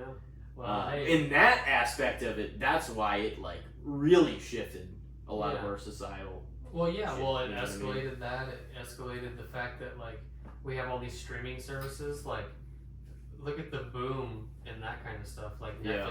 You're sitting at home. Like, what do you got to Everything. do? Like, watching Some Netflix, stuff goes to watching Hulu. theaters. Like, yeah. Mhm. Now it's. I mean, there's a lot of stuff that like people capitalized on that stuff, or they, you know, they did. You know what I mean? Like, there was literally people that like. Oh, they weren't alcoholics before, but now they were. You give them no job and nowhere to go. What are they gonna do? Drink themselves to death? Or Yeah. like, you know, like. How are those people fucking still not working? Yeah, that's what I'm saying. Like, there's a lot of stuff in life that people don't understand. That, like, man, like, there's opportunities and everything, and yeah, there's bad like stuff that happens in life. No matter what, it can happen to you. It can happen to the whole world. But like, it's about how you like go through it, push through it, and like how you see it. Just like you could be like the Netflixes or the Hulus or whatever and capitalize on it, or you can be like the people who are just like still don't want a job because they're like they got that little taste of freedom of like not having to have like almost like pre-retirement, you know, like I'm not what would they call it, a necessity, like your work type, you know, when they were doing all that. It's like, oh, why would I want to go work for, like, there's still people that like there's businesses that don't have anybody even in them because so many people got used to working from home, and they're like, well, why would I go to work if we were working from home? Now you want me to go back into the office? That sounds dumb. Why would I just stay at home? Some of that, like, I'm like, what? Like, if you can literally do the job from the house, why wouldn't you? Yeah, then fuck it. Close the office building down, and just run the office from everybody's house. If you can really get the job done that way, and they can be home, they can do their shit, and they can get their job done, why not? Yeah. But like, yeah, in other aspects, yeah, like the small mom and pop shops, they really got fucked. Oh yeah. Yeah. Oh, it destroyed like 75% of small businesses for keeping shit straight. And because the mega corporations, they thrive. Yeah, they did. They did because they were like the main dog in town that actually had all the fucking assets to basically like, okay, well, we could take short-term losses if we need to, but we can also reinvent ourselves in ways. The Instacart stuff, the delivery of the house, all that, they innovated their, things, the construction of their company and their business model. But like, small businesses, how were they they didn't have the financial backing to do that. They relied on customers to come in and fund their business. Yeah, constantly. And like, that's who got fucked. You know what I mean? Yeah. So I don't know. It was tough. It obviously was what it was. It was tough, but we've gotten through it. No, we did. I mean, we're years after the fact too. So. Yeah. Oh yeah. Well, that's the thing. You gotta just I don't know. It's just like one of those like learn from it, but it's almost like the 9/11 thing. Like nobody will ever let you forget 9/11. It's just like no one's probably gonna ever let you forget about COVID-19 back then. Like we'll be telling our kids we lived through COVID-19. Like you should have saw people. It was everybody fucking lived through it. And it's like not to be like made fun of, but that's how unserious it was. Yeah, well, it's like seriously. It's just like... No, it was fucking nonsense. People in the fucking early 1900s lived through shit way worse than that shit. I mean, yeah, but a fuckload of them died. Yeah, in the whole world, which has 8 fucking billion people in it. Yeah. But that's what I'm saying, A small minority of people were affected. You need to just be able to forget about it as like a nation and just kind of like move forward and like think about like the good stuff, like what I mean, and like move forward now. Now that it's over, we realize that, but it's like, don't forget what they did. Like they tried to tell you all this stuff. That they did. It came out as false. A lot of it. Yeah, that's what I'm saying. Like, don't forget that, but like, don't sit there and dread on it. Like, no. I mean, I've been like since you personally, since like probably early 2022. Like that's whenever a lot of the shit was lifted. It was or like even partially through 21 actually, and then it just. Life began to feel like life again. You know what I mean? Yeah. So definitely for the last 3+ years, 3.5 ish, in a lot of ways. But that was a period because like that was probably a shitty year to be either graduating or like maybe your first impression of what school was like or whatever. Like because that fucked a lot of development up. For people that are young, because us being at the stage we were, it sucked and it was an inconvenience, but it wasn't. We were definitely not at the worst age for when it happened. Mm-hmm. You know what I mean? Yeah. Yeah, definitely not. If we were in high school, it would have been really shitty. Mm-hmm. Or any time during like our development would have been fucking terrible to have had that. Yeah. But hey, we think that, but if we were in high school and that happened, we would have probably been like, fuck yeah, free summer. Yeah, I think your long term, you have to do online school. Then. I think your long term suffers though worse. Yeah. The way that socializes you and inhibits you from like going out or wanting, having the desire to go out and socialize because of these, restrictions and everything. Yeah. And I definitely think it was the worst long term on like a lot of the kids. Yeah. Yeah, I agree. Because once you're our age or the age we were, it's kind of like you don't have life figured out, but you have certain things figured out where you're kind of your own person. Whereas like when you're that young, you're not really thinking about it like that. You're just kind of like, oh man, we can't go anywhere. Like you might get sick and die or whatever. To us, we were of the age of we were somewhat seasoned through some things that we had gone through already, but it was almost like another just challenge. Like we had to figure out how to like navigate because like you still had to work and make money and do things and go about your business, but like we were developed enough, but it was still kind of like uncertainty. You know what I mean? Yeah. I will say that was an era though. Like some of the years, like I was saying, like 23 and 24, like a lot of those memories in those 2 years blend together. I don't know what year's what and stuff like that. Like I'll never forget that period. Yeah. And it was just a year. No, it wasn't like horrible overall. I just think it was like nothing like that. I just think it was like because of the circumstances, and not everybody can even help it. Stick out in your head because of all the stuff that was happening. But we are in the year we are, and we're in 2025 with Austin Weber on the podcast. You guys want to take a break and come back? That works for me. With the good, the bad, and the shits. Ready. It's been a minute since you've been on the segment. Oh, yeah. We shall return here in a moment. Ladies and gentlemen, welcome back to Casting the Spotlight episode number 178. Austin Weber, number 3. This episode is back, and his 3rd solo appearance on the pod. You've had a lifespan over this podcast. From the phone, to the universal mic, to the new mics. From the solo bedroom, from the double apartment. That's right. To Pawpaws, to here. Seen it all. You've seen it all. You've done it all. Hey, and I love it. I love seeing the growth. It's awesome. You've been one of the all-time guests. You know, you've seen a lot of the eras, a lot of the different times. Oh yeah. So. Man, I love it. Little burger break. I liked it. Oh, it was fantastic, wasn't it? I loved it.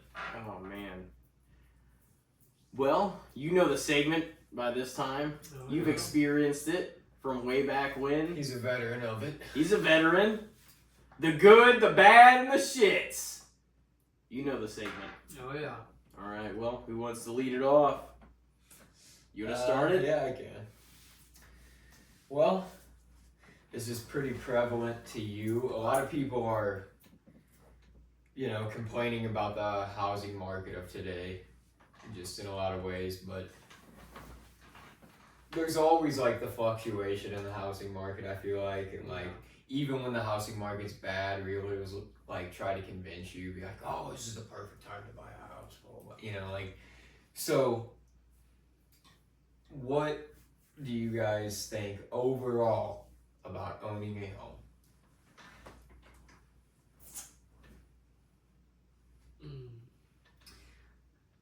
That one's tough because I think you should own a home.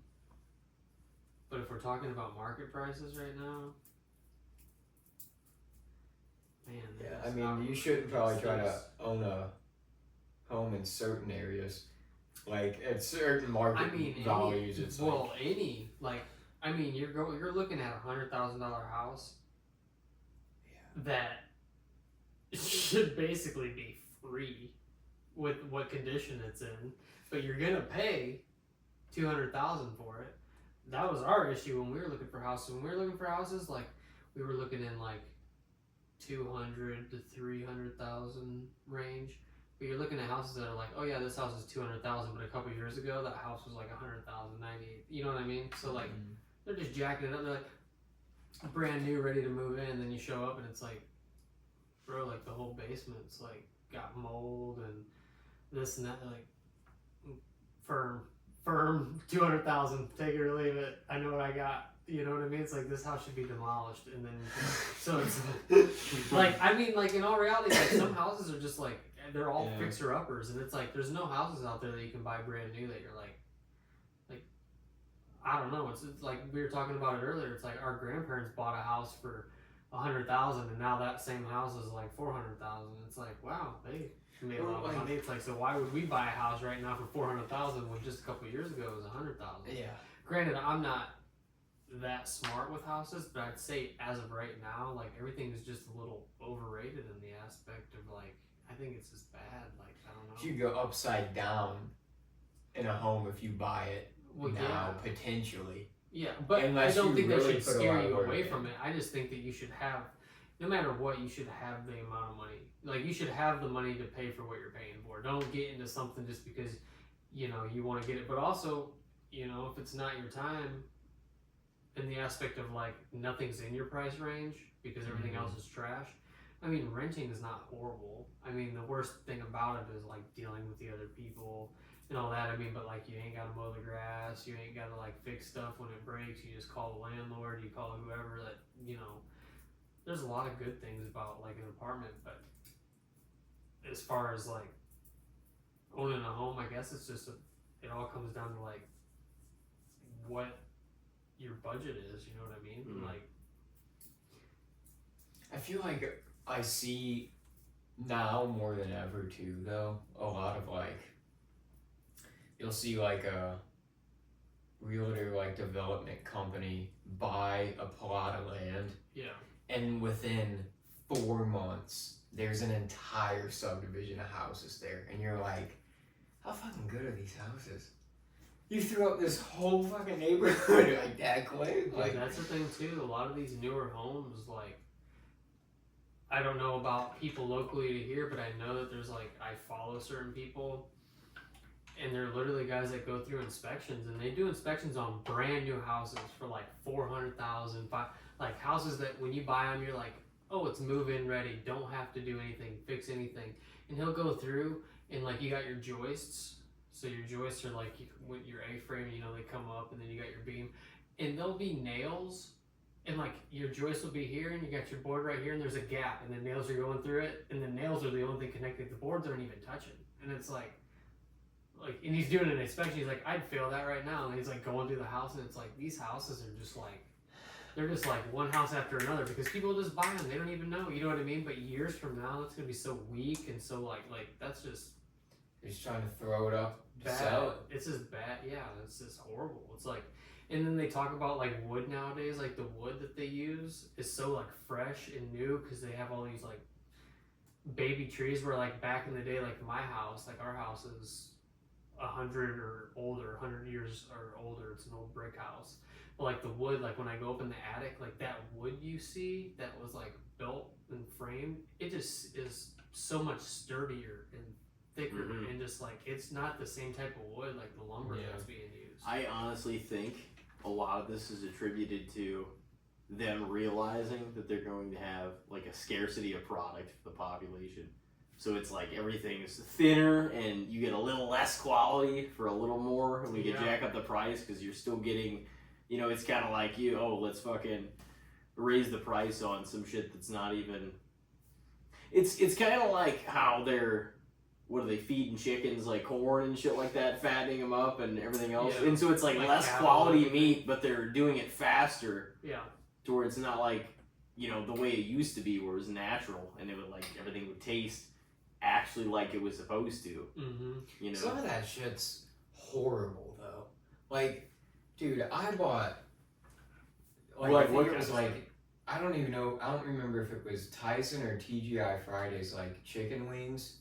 Recently, and they were like 80% fat. Like I could hardly eat any of the shit. I was just like, bro, I can't believe I even paid for this shit. Well, that's with everything. I mean, they I can't remember if it's with cows or what. There's so many things, but they will force feed them like corn and stuff like that just because that's all they're bred for. They're bred to like get fattened up and growth as quick as possible so they can kill it and then get the meat from it or this or that. It's like, it's rough, but it's like, why do you think when you go and you buy a steak at a certain store, it's like all fat? Like you look at it and you see all the white in there. It's like you don't see any lean muscle, like what you should see in like a natural animal that walks around all day long and eats grass. Yeah, so you gotta live a natural life. Yeah, you know what I mean? Like, keep the farmers alive. Yeah, keep the farmers alive so they can keep their houses. It's crazy though because if you really look at it, we're paying increasing prices for stuff that is less pure by the fucking year probably, or by the several years. So it's kind of and it's just like I don't know, like it.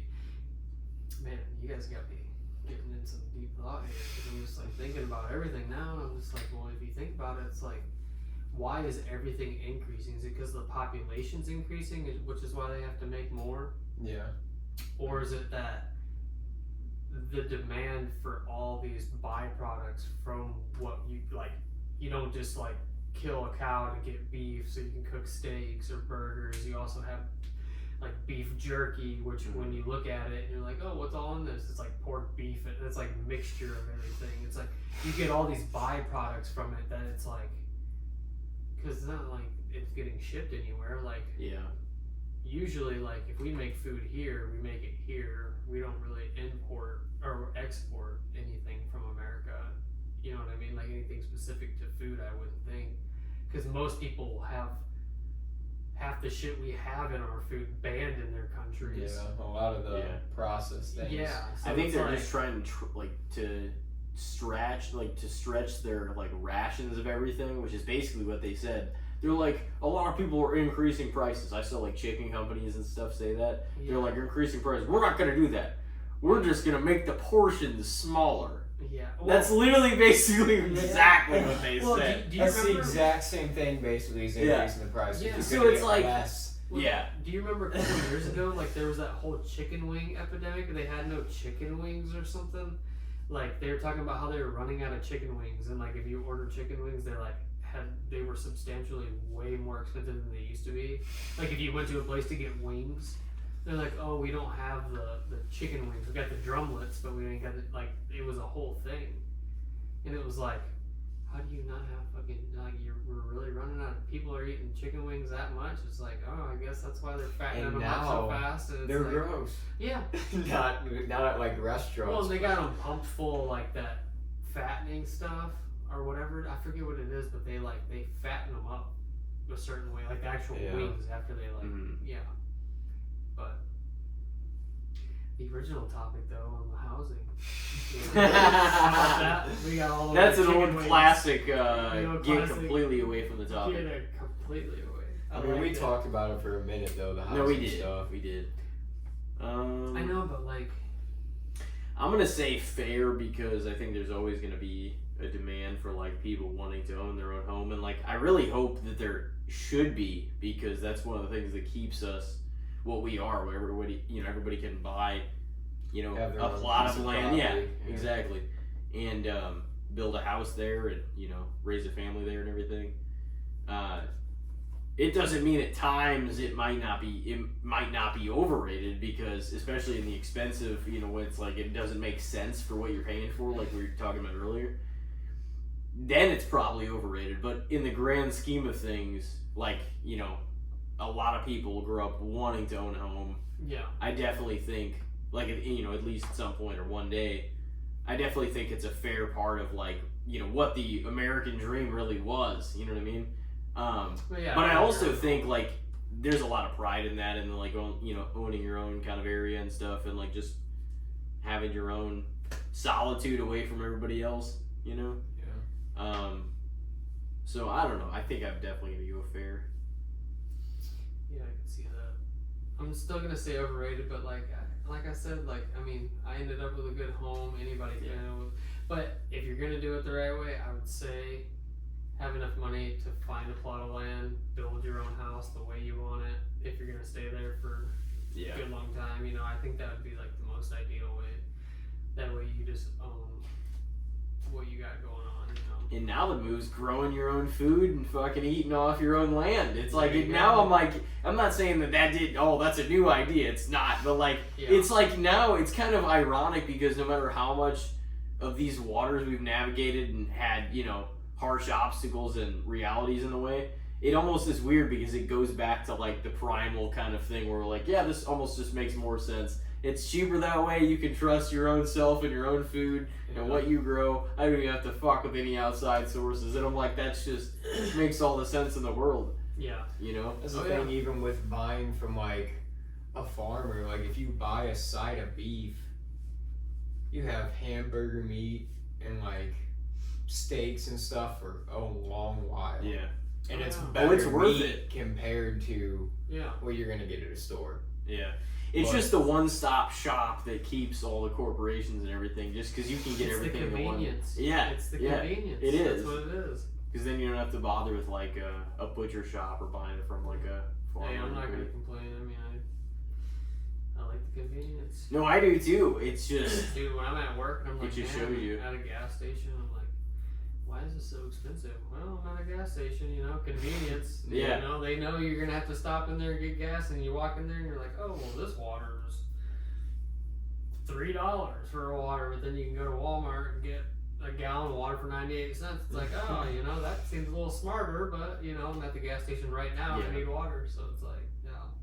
Sometimes it's also just the fact that you feel like Walmart's like, all right, I'm going in to shop. Whereas, like, you can just stop by the gas station, grab a couple things, and get the fuck out of there. Yeah. Walmart, if you want something, it might be towards the back of the damn store. You gotta go through a bunch of people. It's still gonna end up taking longer. So, I mean, It's always a process. yeah. Yeah. I hate having to go to like the store for 1 or 2 items. It's the worst thing ever. Oh, yeah. 'Cause it's just like, cause like nowadays I don't even like going into the store if I don't have to. I'll just do a pickup if I really like. Fuck going in the store. I don't want to be navigating the aisles around it's too much. Yeah.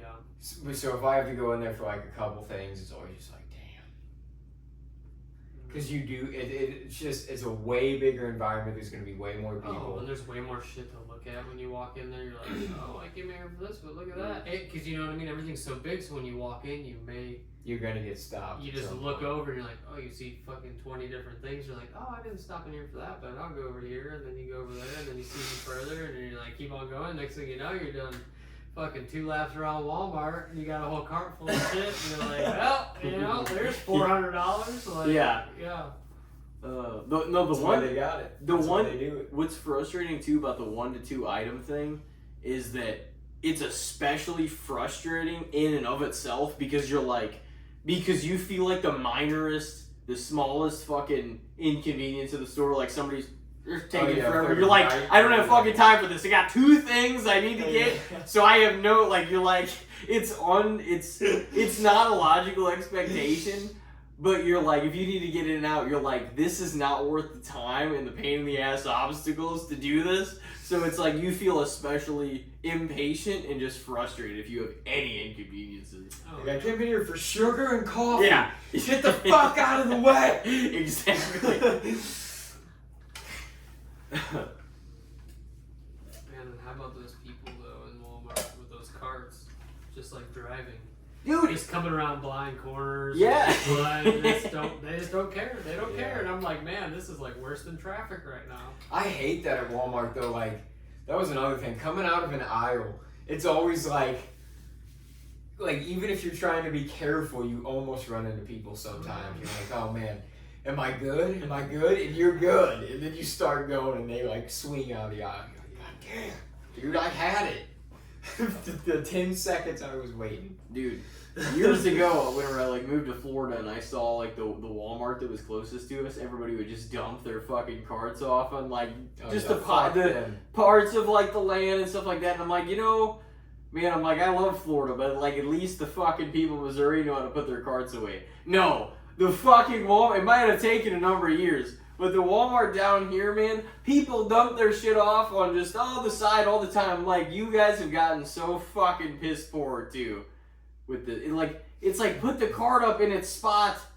They need those. You know what I mean? They need the cart police. There's those videos of people who like voluntarily like cart I'll do it. police. Yeah. And they're like, "What are you doing, sir? Is that where your cart goes?" And they like follow them around. They're like, "What are you They'll doing?" put like bumper stickers on their cars and stuff. Dude, it's like, come on. It's just like, just be a good human being and put the cart back. They have enough of them to where odds are you're parked near one of them.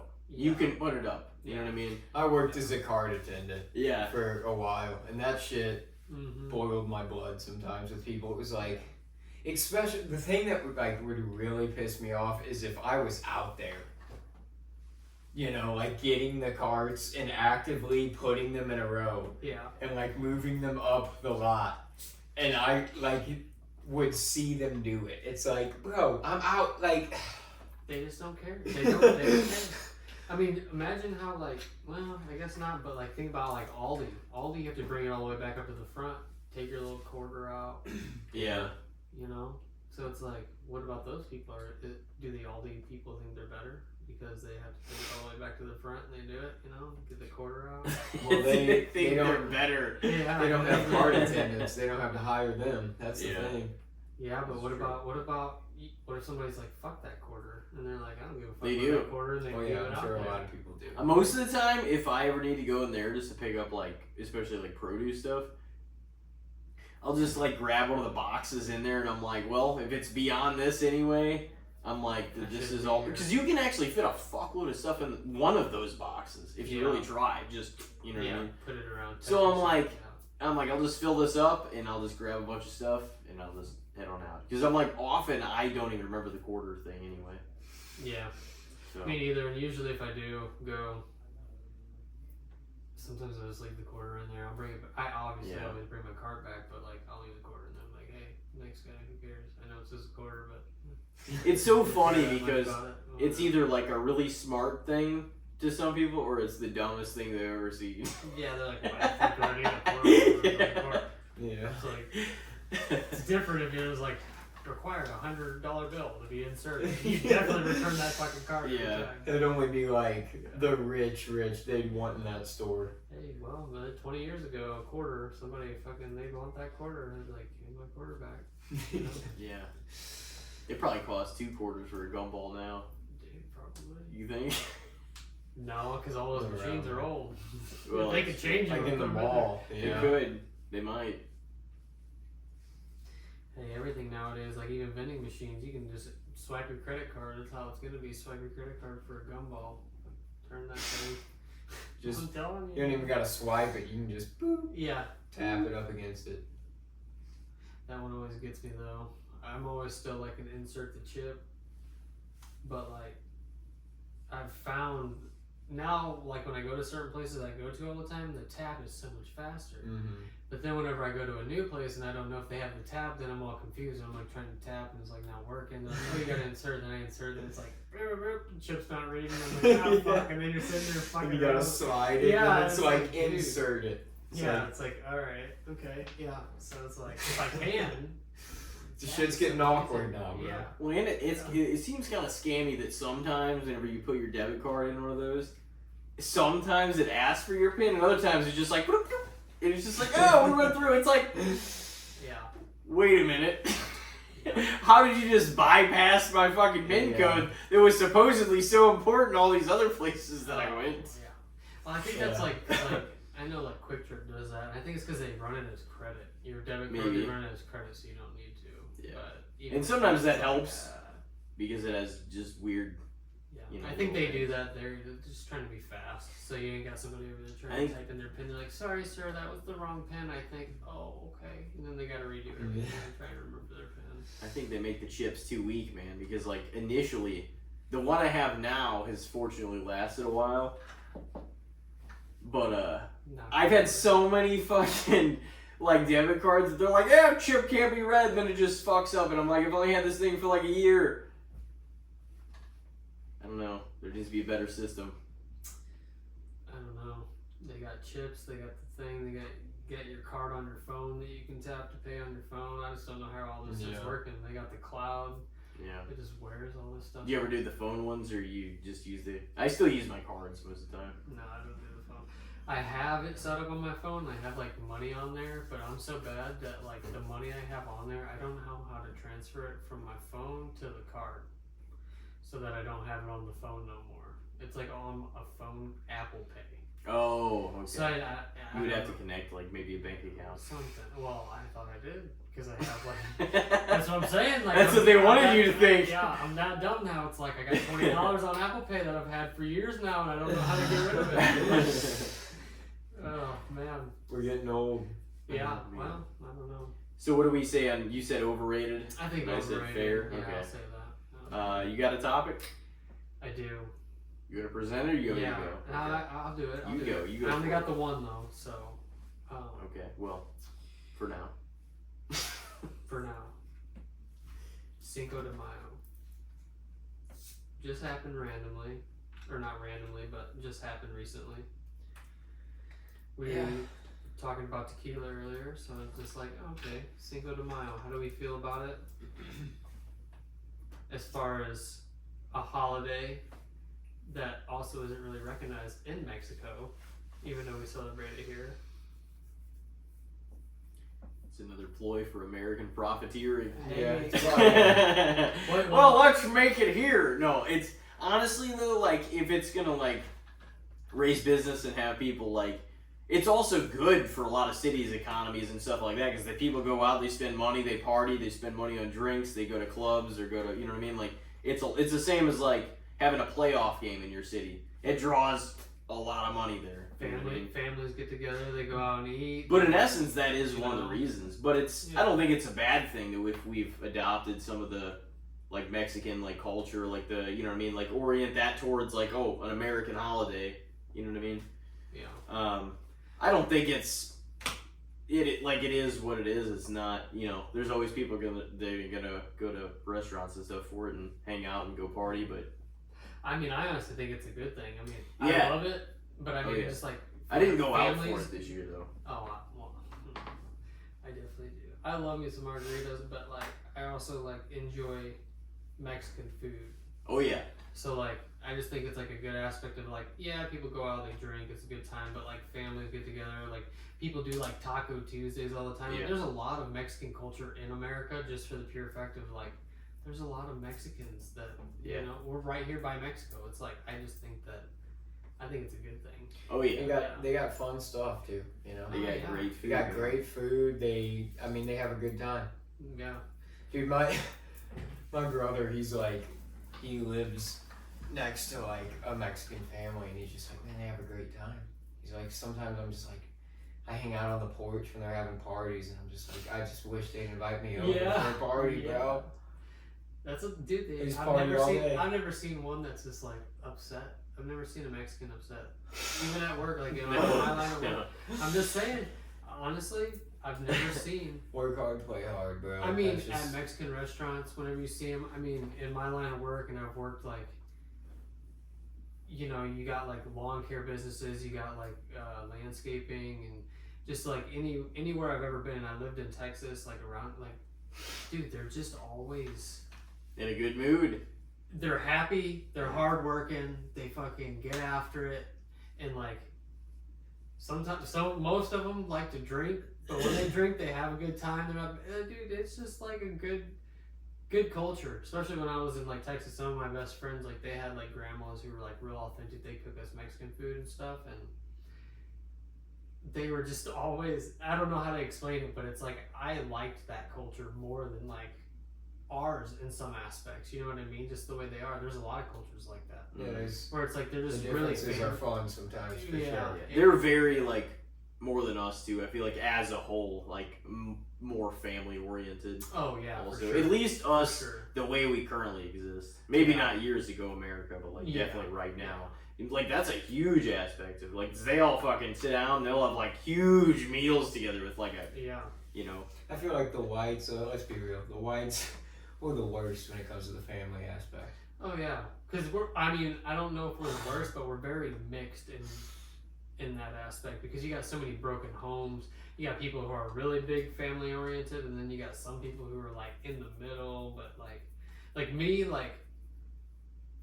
Well, it wasn't that way for a long time. Well, yeah. America is very, very, very family oriented up until like probably the last only couple decades, really. Well, if you think about it, like the farming families, like you had like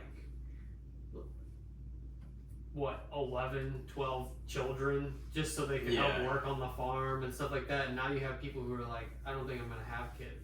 The overpopulation made a lot of people not want to have kids because of the things that you know. I don't know. It could also be.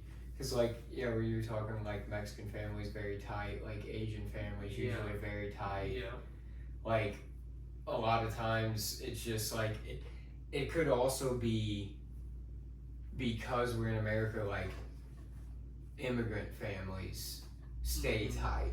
You know what I mean? That could be an aspect of it, too. It's probably immigrant families in the aspect of, like, everything in America is free, you have freedom, and...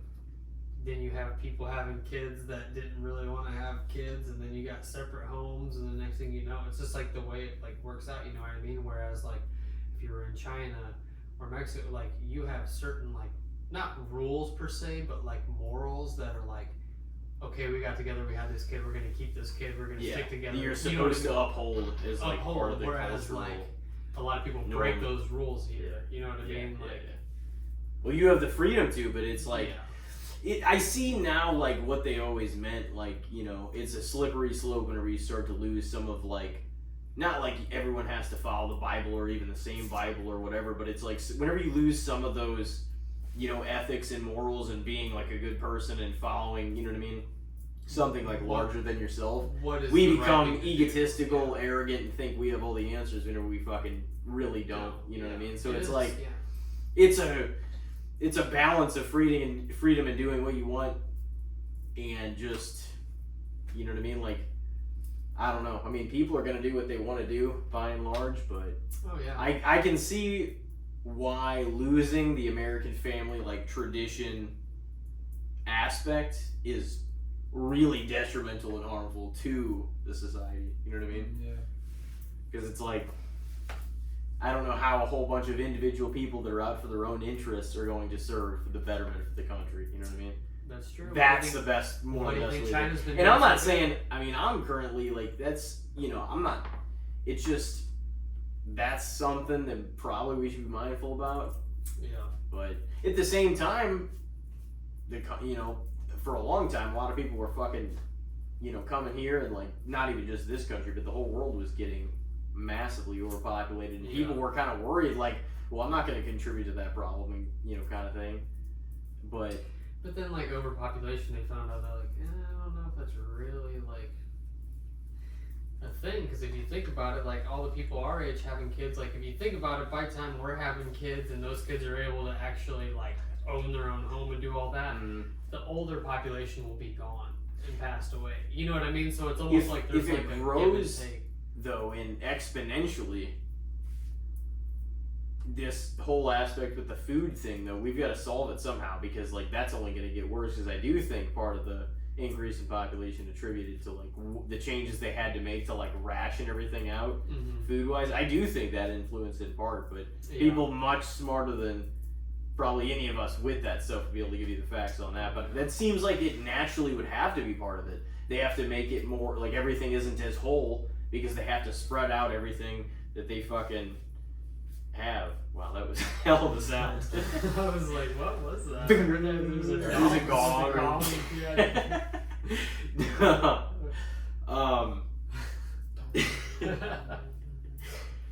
But just like one of those meditation. Yeah.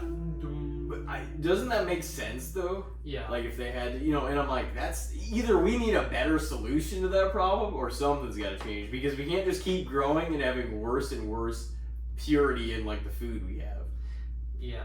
That's got to change. Like, there's got to be a fork in the road somewhere. Yeah, eventually, or we're gonna be like Wall-E.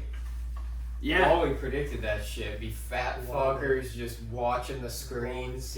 People are becoming keen to eating foods like extremely unhealthy though, and maybe not some, but like in large part. Which shortly that'll go into my topic actually. But what was yours again? Cinco de Mayo. Oh Yeah. Cinco de Mayo. We're good at this. I would say maybe a little overrated, but that's not necessarily like. Because what do we really do on it that's not something that we do a lot of the year anyways? We eat Mexican food and we drink margaritas. I mean, people do that shit every week. Yeah. Yeah. But see, they don't have to buy a bunch of expensive ass gifts for anybody. They can just go have a good time. That's true. Yeah. And I don't think that as much as you think, like, people who are more fortunate and can afford to like have Mexican on a regular basis and all that stuff eat out pretty much. They're gonna do that no matter what. But the people that are like, oh, it's Cinco de Mayo, you know, they're gonna be the ones that are like going out and they're like, and granted, like that may be like whatever, hit or miss, but like even at that, the Mexican restaurants, they know there's gonna be an influx. The guy who comes in every Tuesday and has like 1 or 2 margaritas, and you know, on Cinco de Mayo, he's going in there, he's having 4 or 5 margaritas, and he's feeling himself, and he's like, it's Cinco de Mayo, baby, we're having a good time. I went to Cinco de Mayo, right? In DeSoto this past Cinco de Mayo. and we're in there, and I'm with my grandpa, my wife, and my brother. It was RJ. And anyways, we're inside. There's an outside patio. Well, they're hooting and hollering. We got this worker comes through, and he's wearing like a I don't even know what you call it, a belt. And one side has like a little like saddle, little holster for, I don't even know, is it a fifth or a gallon or whatever tequila. Then the other one had these little slots, and he had stacks of shots, like little like shooter things. And he was going around, and he was like flipping the bottle and pouring like tequila shots for everybody. Well, he was outside, and they're like, woo, they're hooting and hollering, and we're just in there, and like, you know, with my grandpa, like, you know, we're all having margaritas, but we're just one by margaritas. Yeah. I mean, you know, singular. And then out of nowhere, my grandpa's like, what's going on out there? Everyone's hollering and yelling. I look out there, and there's two girls kissing. And I'm like, oh, Grandpa, I think they just got engaged. They just got you know what I mean? Somebody decided in DeSoto that we're gonna get really fucked up and we're gonna get engaged.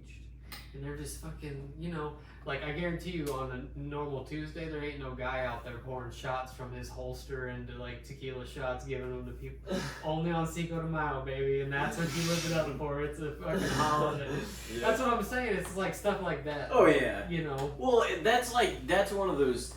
I feel like that's one of those holidays that just kind of like. Just a party. It doesn't. Yeah. Like, well, it doesn't really have.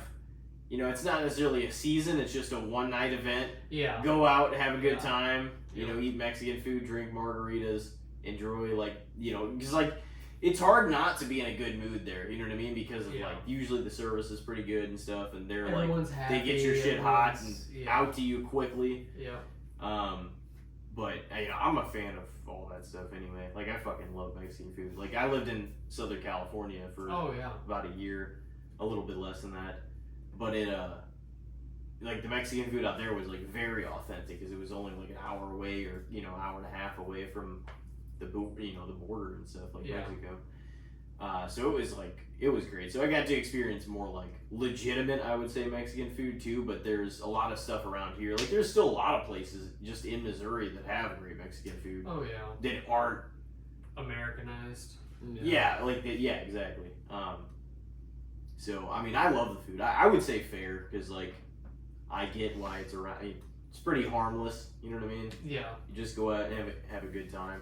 There's nothing extra you really need to do. Yeah, I'm not, like, against the party, for sure. You know, I like a good party every now and then, but I don't know. I guess I just haven't really ever done too much for Cinco de Mayo either. Yeah. I mean, me neither, really, honestly. But, I mean, it's just, like, kind of popped in my head where it's like, you know, it's kind of it seems like a big thing when it's going on, but it is only like a one-day affair thing. It's just like, oh, it's Cinco de Mayo, woo! Like, it's like a holiday you could forget. You're like, oh yeah, it's Cinco de Mayo today. How about that? Mm-hmm. It just has a little extra oomph because, like you said, like a lot of people go out and do that during the week anyway. Yeah. But it just kind of gives it a little more like pop that day. Oh yeah. And they all have a burst, and you know, there's a lot of business they do on that day and everything.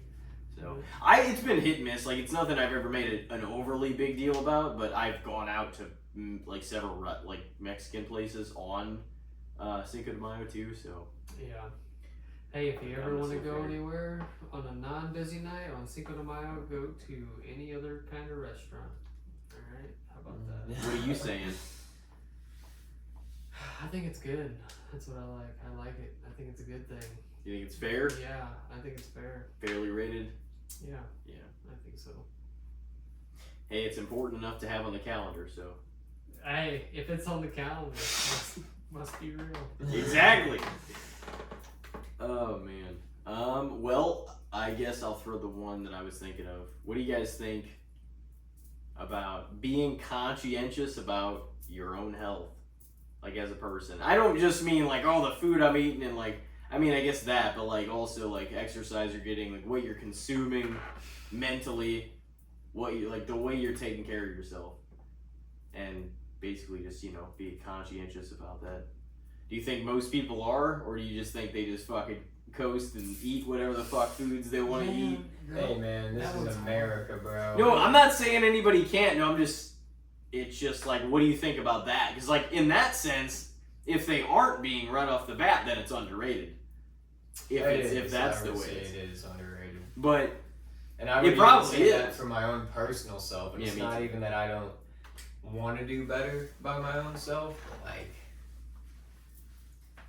it's just like I don't even like. The convenience does kill us, yeah, for sure, like because you're always like, oh, this is so much easier. Yeah, this is America. It is kind of like that. It's like. Yeah. I think everyone has the choice and they know, but I think they're just choosing not to. They are, because they're well, and I am too, well, but like they're hard. comfortable. Whenever you Yeah. get comfortable, it's hard to like challenge somebody that's comfortable. You're just kind of like, yeah, I'd kind of rather just sit here and do this. Yeah. That's kind of the problem. But I don't know. I would almost go with like fair for that one, because like it's fair in the I think everybody. Well, because thinks I'm about also health. talking about going to the doctor, seeing what kind of disease. Oh, what do you have wrong with you? Attending to your own fucking needs as a person. You know what I mean? Like all of the above, basically. See, but I'm guilty about that too. Yeah, this if I feel question like makes me things feel bad about myself. No, I'm just curious. Can we change the question? Can we change the question? It's not a question, it's a topic. I'm feeling uncomfortable. No, I don't know. I just feel like it's because I'm horrible about that. Like when it comes to like, should I go to the doctor about this? For sure, not going to the doctor. Yeah. Like ride it out to where it's like Till it I might gets be dying. really Okay, problematic. Yeah, really. But like as far as like just thinking about your health in general, I think that like most people do. It's just whether or not you want to make the choice, because a lot of people are comfortable, like you said. A lot of people are just like they don't know where to start. You know what I mean? Like as far as like what to eat, you got what to eat, you got what to do if you're talking about working out, you got like lifestyle choice. There's a lot of lifestyle stuff that goes into that. Even So what it's you're like, filling your head up with on a daily basis, Well, whether yeah. you're looking at social media and a bunch of negative shit, or you're like Yeah. consuming stuff that's helping you like grow your intellect in other ways. You know what I Yeah. mean? So like I don't know, that's a tough one, but Mental, physical health. I mean I think it's. Man, that's a hard one, but I don't know. I'd go with underrated. Underrated. I think it's underrated. Yeah, underrated. Yeah, I'd probably say the same. I think I probably need to do better, but I think that's we all probably do. a I need to common do better for sure. a common Yeah. thing. I mean, also at our age, it's like I say that, dude, I've looked at going, like I've gotten insurance to like medical insurance and stuff. I'm like, oh, I should see a doctor. It's been a long while, Get your regular yearly checkup Just like you're get a supposed to. checkup, yeah. I mean, I haven't probably seen a doctor, dude, in fucking. I mean, I broke my arm, so I saw them then for all that. You should have walked in there and been like, I haven't been here in a year. I'm just here for my yearly checkup. They're like, well, sir, your arm's broken. It's like, oh, my bad. Just supporting it. Like that. I didn't know that. I was unaware, sir. Oh shit. But yeah, it's probably been like 7 or 8 years that I've had like a checkup. Yeah. Well, I mean, I just went recently too, and like I was all freaking out because like everybody on my mom's side of the family, like my mom, my grandma, my grandma's mom, great grandma, whatever you want to call it, everybody on that side has like passed away from heart stuff. So I started freaking out. I'm like, oh, I'm getting kind of older, But granted, I lived a whole different life. Like I played college basketball, always fairly been in shape, but like still I'm kind of like, oh, I'm freaked out. And I went to this yearly checkup. They took blood, listened to my heart, and they did this whole thing, extra heart scan thing, and they're like, oh, well, everything's great. You look good. I'm like, what? They're like, yeah, everything's fine. Blood, everything's. I'm like, really? And like, even when they asked me the questions, like, do you smoke? Do you drink? I was like, instead of lying, like I usually would, I'm like, yeah, I have my fair share of drinks, and, smoke a cigar here and there, used to smoke a bunch of weed, don't anymore, does that, yada yada. Tell them, okay, oh no, you're fine. I'm like, okay. That's good to know, You're just like, way woo, off your yeah. shoulders. unaffected. Well, you know what I mean? Like, if you listen to what they tell you, you're like, oh, if you even smoke once, it damages your lungs and it does all this, which I'm sure it does, but like, Could be. you think that it just should happen a lot sooner than what, like, you go in and like, this past year, so I was 29, at 30 years old, you're like, well, I'm not 18 no more. I can't just bounce back after, this and that. It's like, this is, you know what I mean? Like, it's been some years. Yeah.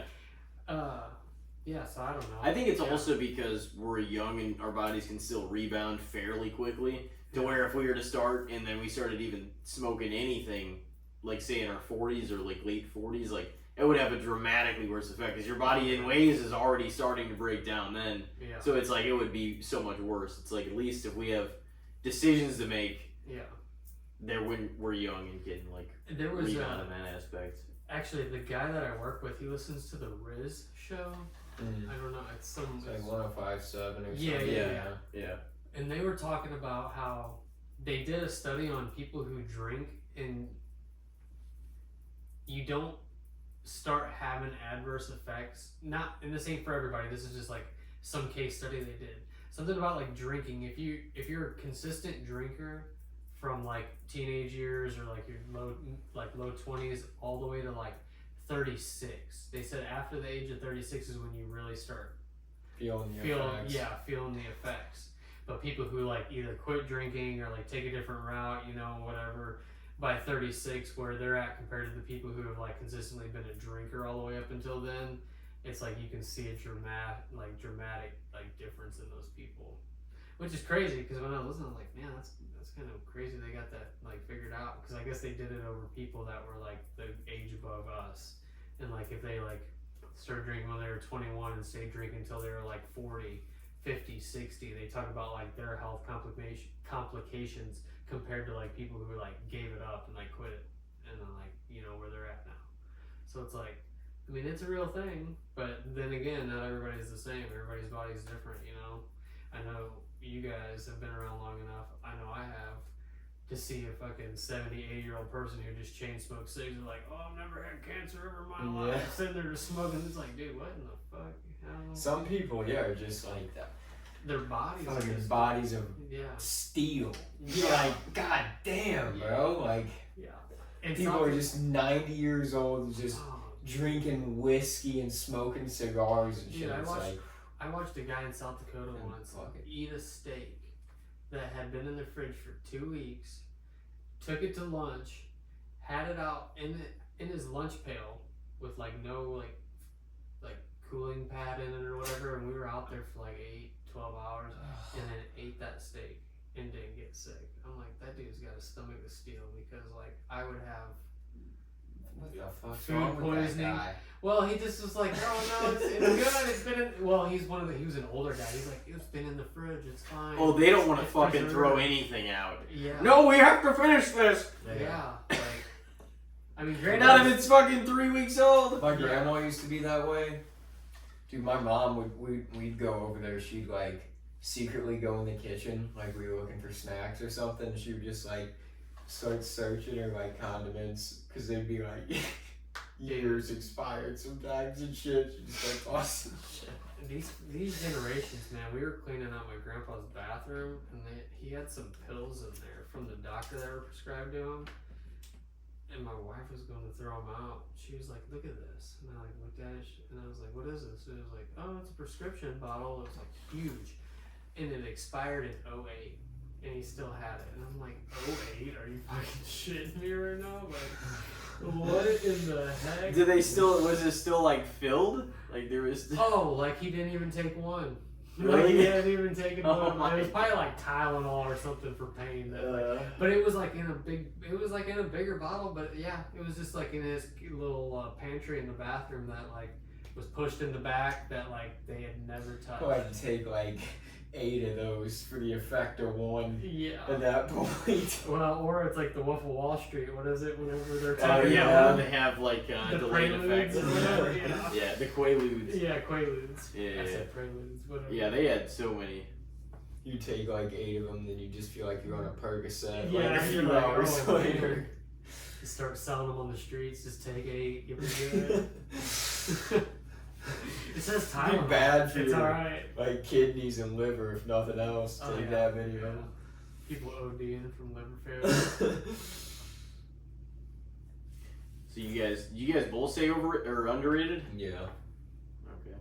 Yep. Damn, I just feel like being attentive to everything is just, it's more, And see, that almost shows our age too, in like to a degree, because it, like, you know, I don't know how everybody else feels, but you know, it's like whenever I eat anything, whenever I consume anything, like you feel almost every effect of, maybe not like all the way through, but like you feel so much of what you consume now compared to like what you did. You know what I mean? Oh yeah. So like if you eat something good or like a lot of protein, you'll feel like, you know, quite a bit better, because like I always do. Yeah.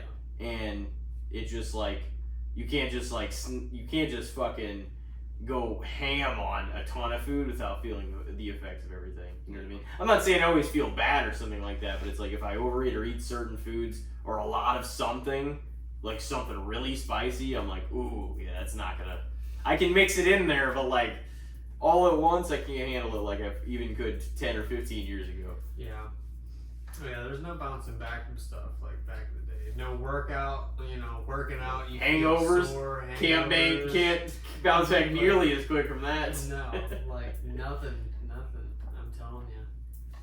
But that's the thing, though, too, is like what you're saying. Even though you can't like bounce back, like if you start putting in the work, like what I've noticed is like whenever I'm like working out, because I'll still work out, or like at work, like I was telling you, it felt like I was like with this heat, like I'm in a sauna. Mm-hmm.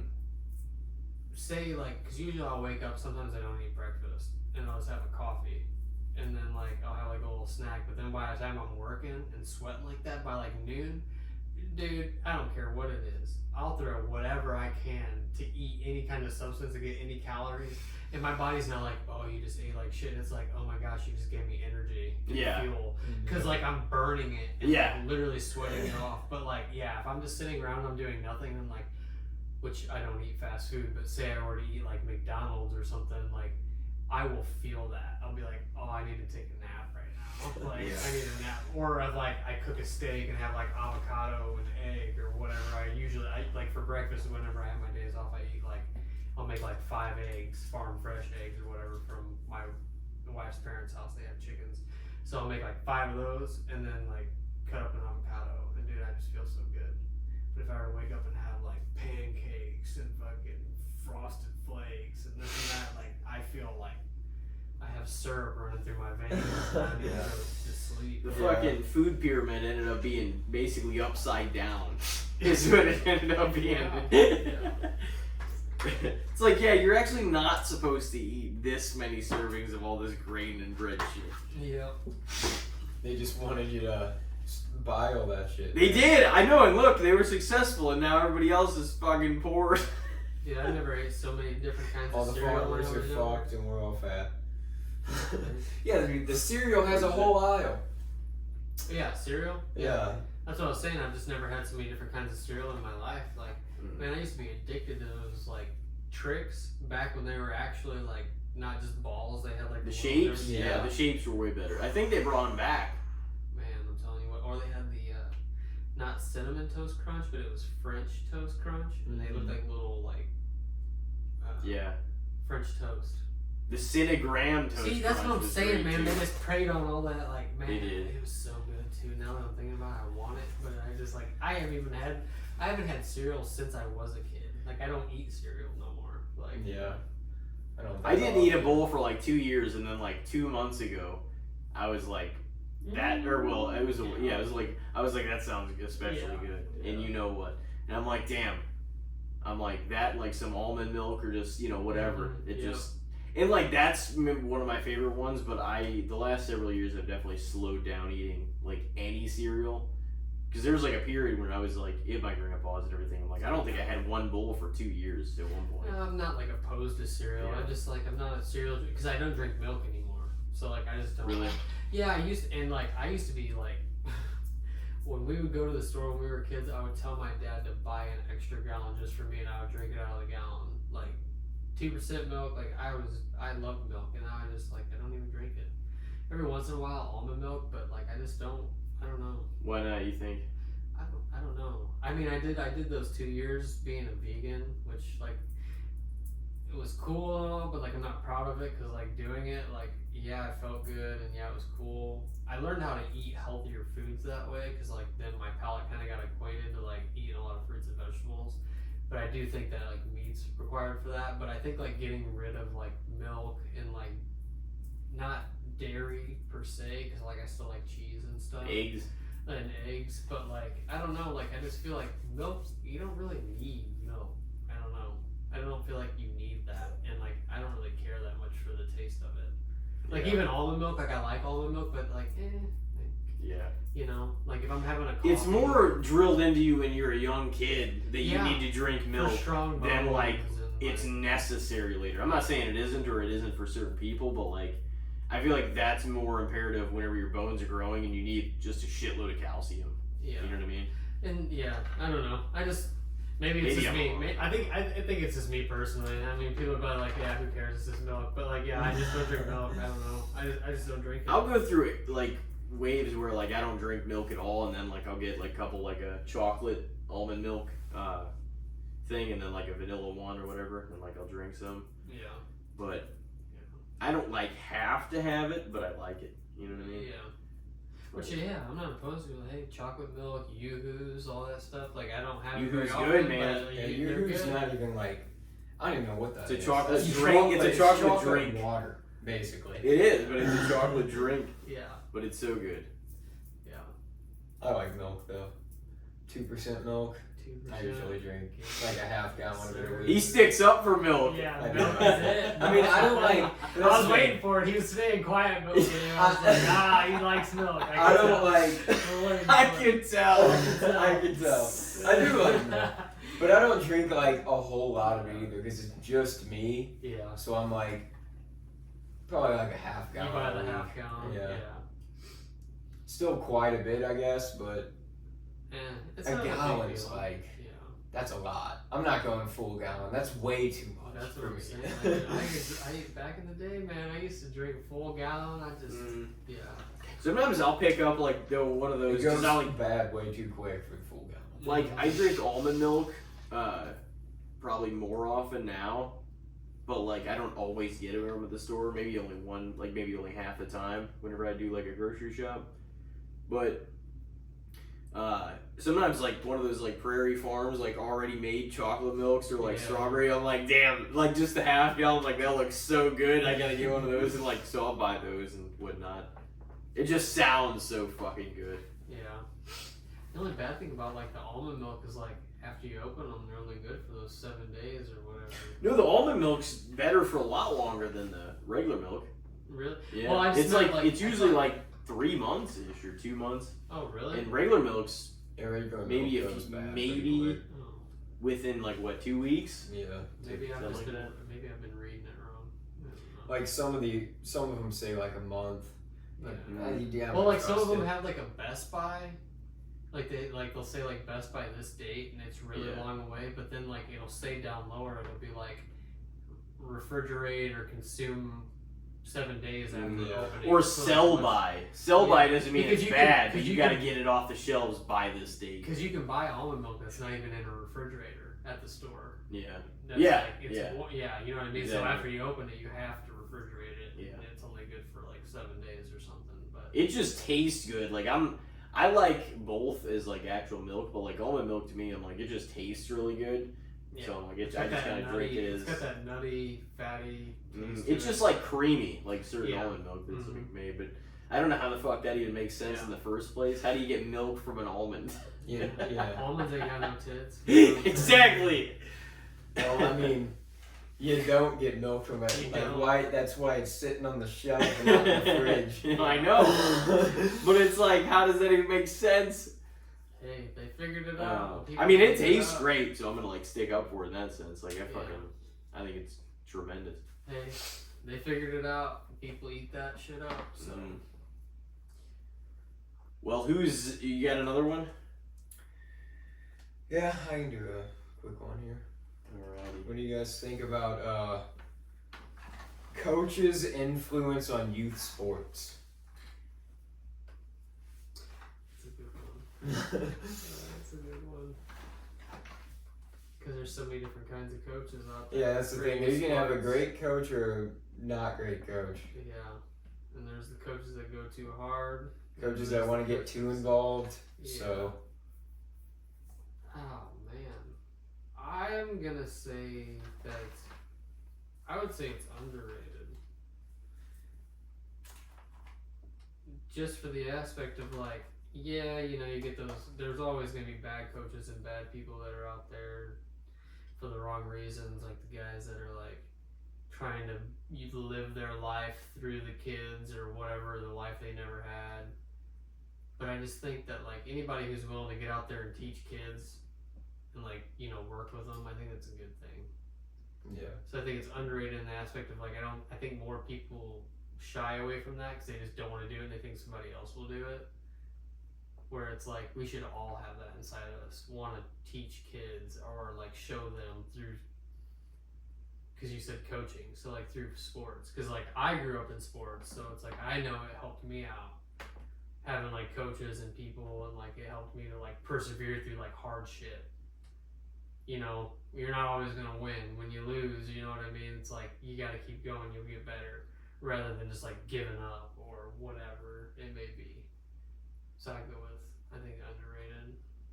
I think that's underrated, I don't know. Yeah. There's definitely like a couple different aspects of that because like there's some that just make their, you know, I'm sure, like, I mean, I know you personally probably didn't experience it, I don't know though, but like some will make some of their like the players they're coaching just feel like shit about like their performance or just, you know, whatever, and they're like down on them a lot, and it's just like you just made that kid feel like shit. And it's like he was, you know, 15. Yeah. So it's like, you know, then there's other ones that like, let's say, may not have the greatest home life, and like they're looking to someone to like show them the way and kind of like lead them, and that's where a coach can really benefit somebody. Like if they actually like believe in the kid and kind of serve as like that role model maybe they don't have, it's like that can influence their life too, and like, you know, maybe they go off to college and, you know, play said sport and everything. Oh yeah. So it's like there's a lot of definitely different angles, I feel like, to that one too. So would you say coaches' influence in youth sports? Yeah. Youth is being the cutoff of where, high school, like the end of high school, or the you can go from like as young impressionable being like Pee-wee, Little League era through like JV varsity. You talking like Balls of Fury? The movie out here. I mean, yeah, that's the thing too. Is like you can have a great coach for like kids that makes the game just really fun for them, or you can have a coach once you start getting like middle school or a little older that's like just kind of a prick and ruins it for you. Yeah. So it's like, yeah, there is like both sides to that. 'Cause it almost feels like they should, like, their influence, like they should be involved, but like if you want to be there and it's like, well, I'm here because I want to play baseball or basketball or whatever it is, they shouldn't be stepping in the way of that necessarily either. Like, be there to guide, but don't be like a tyrant. You're not in the fucking MLB, you know? Like, but with all due respect to competitive spirit, you also have to make decisions to be like, this is going to give our team the best chance to win, and not just be like, oh, everybody gets a chance to play. All right, final 2 minutes of the championship. All right, fucking the kid that's with the limp. It's like, yeah, put him in. Yeah, I mean, no. At a certain age. Yeah. Like youth sports, fuck. But no, you know, like, I know, what you mean for the most part. It's just, there's, in a way, I feel like in a way it could be argued too that like, I'm trying to think of which way you could argue better if they have too much influence or too little. Because sometimes people are like, oh, like, if the coach is a really good kind of proven coach, he kind of ends up getting the benefit of the doubt and getting away with a lot of shit. You know what I mean? In terms of the way he runs his shit, the way who he excludes or includes, or, you know what I mean? Yeah. So, there's definitely a lot of angles to that. I mean, you can definitely vouch, I feel like. What are you thinking? Yeah, I feel like it was a good question for him when he was on. He had a good run. Yeah. I mean, I don't know. It's just, it was. I just feel like, I don't know. I think I'm going to stick with underrated just because of that aspect. It's just, I mean, there is so much that goes into like coaching, and especially with like youth, understanding that like it's not always about winning.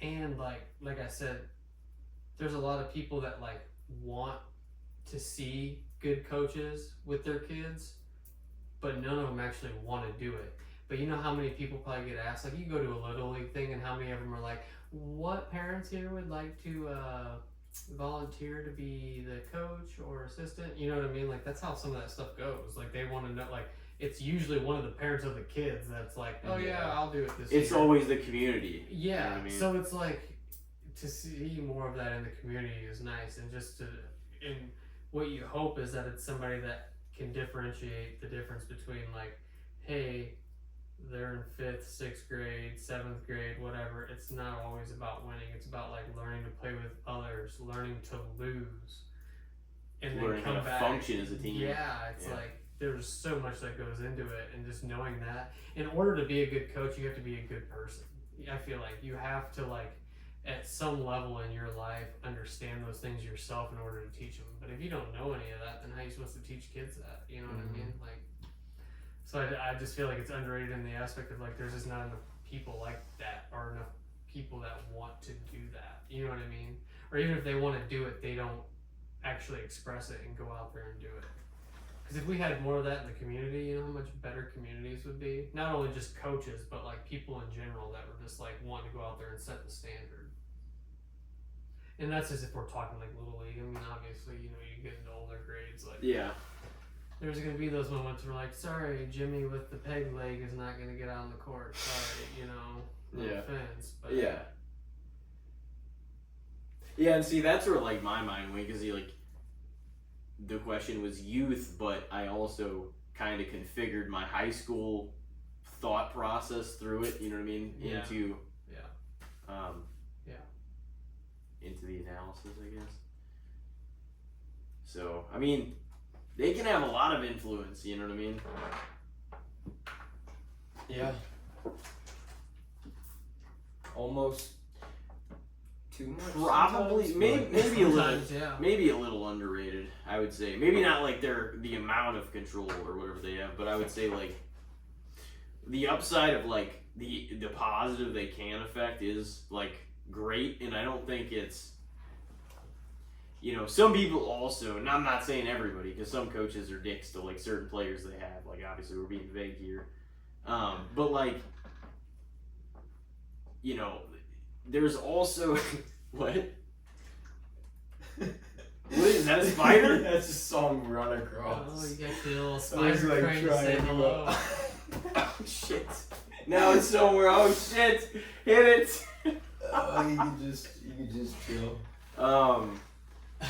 I don't even know what the hell I was saying. So it's gonna end up on my head. I was gonna try to find something to like. I was discreetly trying to like either scoop him in or something. There now. You let him go. Well, hey, I wouldn't try to kill him. You know? Oh my god! Just going for it. No, I'm gonna say underrated. He's eating the other pest in here, you know. So underrated. Yeah. What'd you think? Oh, I see him again. He's crawling. Oh, he's behind you on the pillow. Yeah. What are you doing? He's warming up.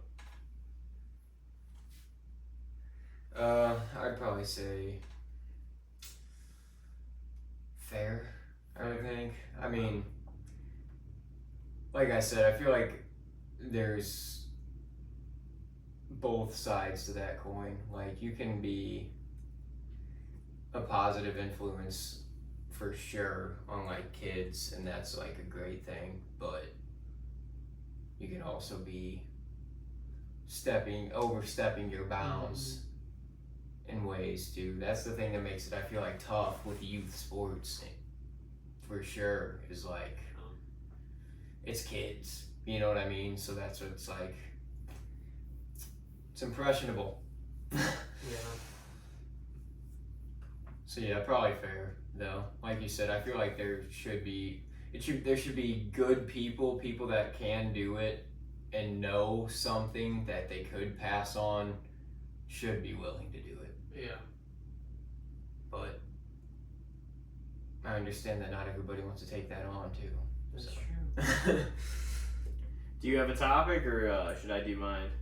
You can do yours. I ain't got one. I've been too busy doing these and. Think of one. We'll go to you after. If you can. Go ahead. Yeah. I'm just gonna throw this one out there. I don't think you went to ours last year, but what do you guys think of class reunions? I didn't go to ours. I didn't either. Was it the 10-year? Yeah. Yeah. Was it? I should have been like, no, it was the 20 year. Was it the 20-year? Well, I didn't know if we did a 5-year. Yeah. You No. said I didn't go to it. Well, yeah, the 10-year one I didn't go to because my wedding was on that day. Was it really the same day? Same day. No, I knew, and I actually was off, and I was just like, should I go? I was like, nah. It was one of those. I think it was at like the winery or something like that. Yeah, it was. I didn't go, obviously, because I was getting ready for the wedding, but some of the guys that were there came to the wedding afterwards. I don't know how I feel about them. I just don't know. I think We all thought we'd be higher on them when we were still in high school. Well, You like, oh man, class reunion? Yeah, I just thought that.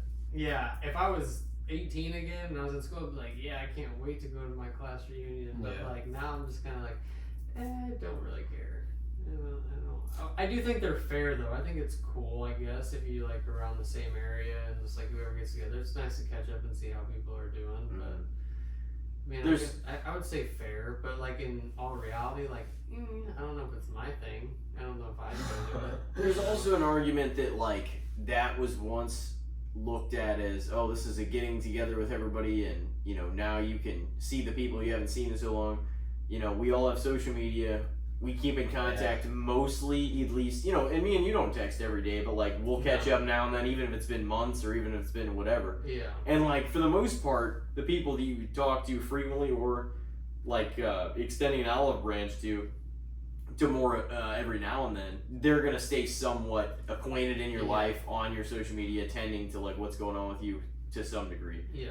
So it's like if you really cared, it wouldn't take necessarily a class reunion for you to see a lot of these people. You know what I mean? Or not like, maybe that's the wrong phrase. I don't want to say that. If you really care. But like, to a degree, that's kind of what I mean. It doesn't mean you didn't. Maybe you're just out of range or whatever. But it's like, if you truly actually, let's say, wanted to keep up, you would have done a better job the last 10, 20, however many years than... Oh, I'm gonna wait for the class reunion to catch up with you. You know what I mean? It's easier now than ever. Yeah, for sure. Exactly. So it's like you don't have that excuse you used to have. That makes sense. You know? Actually, you bringing that up, that does make a lot of sense. There's like no need. Yeah, I would say they're definitely overrated. Like, it's like you were saying, for sure. That's the reason. It's like the people from high school that I like was friends with and like enjoyed and wanted to keep up with, I have for the most part. So it's like there's no like real reason, not even that I have anything against any of the other people. Like I hope the best for all of them, but it's like there's no real reason for me to go there either. What is it for me to pop in and have a drink or two and be like, hey, I mean, you can. can. Like, we didn't have that kind of relationship anyway, so what's the point, you know? Yeah. Hey, who cares? But, I mean... Having a good time. Because I thought about that too, but I'm like, you know... I think it's maybe some single people that want to, you know, pop back in and maybe try to give their high school fling a second chance so that they show up. That might be part of it.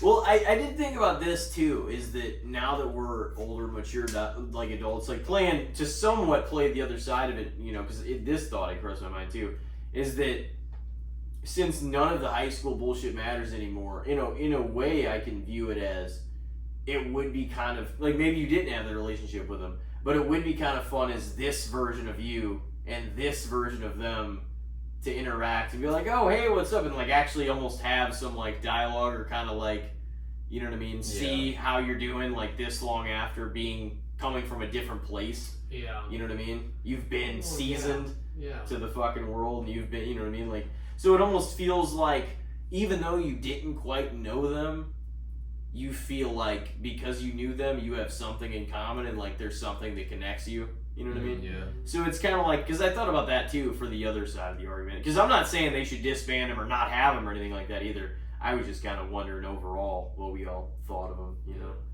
Almost like we should have a big mega podcast that everybody to have like a good group in here, like a good 10, and then everyone talks about like, remember back in high school, and then you go through like, what did everybody go through in life, and then like, honestly, I think it'd be a pretty good podcast. Yeah. You know, you get enough people in the room talking about the life experiences they've gone through, what they thought life was going to be like when they were in high school until now.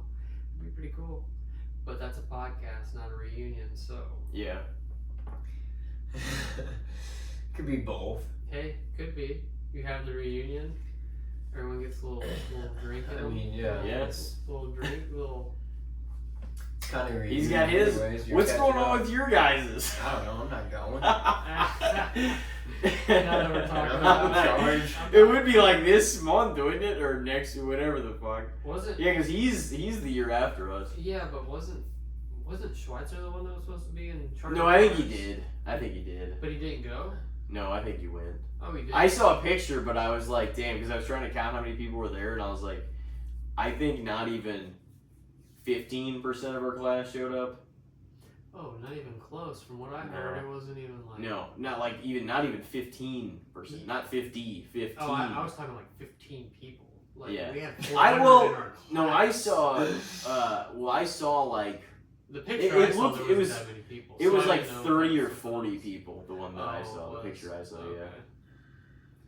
Yeah. Yeah, I didn't see that picture. I just saw a smaller picture, and it was like 15 people. But maybe it was just like a small group. Well, and the not knowing too, like, I mean, I could have went, but the not knowing too, like, oh, if I even do stick around, how long am I going to stay? I'm like, do I want to do it?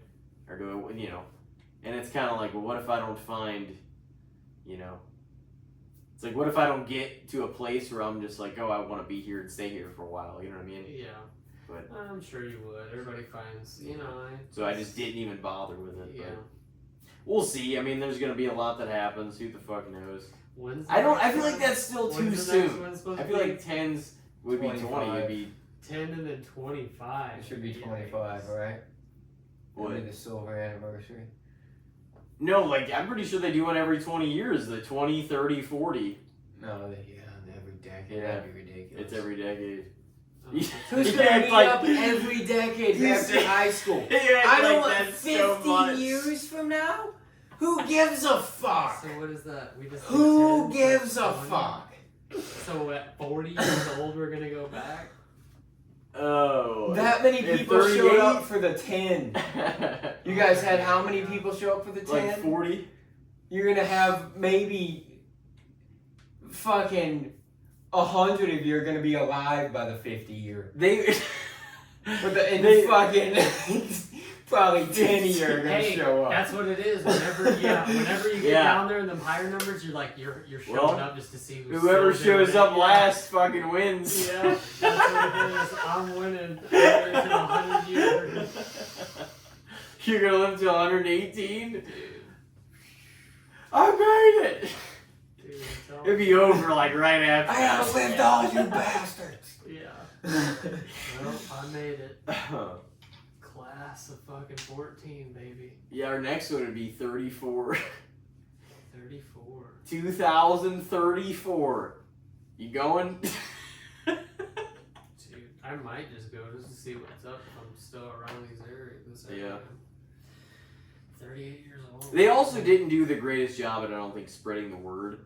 Like, I didn't even know about I it. figured out when it was maybe a month or two before, but like nobody even, or I saw somebody share it, so then I like did it because I didn't even get an invite or anything. I don't know if they made one or no. I think it was if you were on a group from way back, they included you on there. But I'm like, that was my old Facebook. I don't even have that anymore.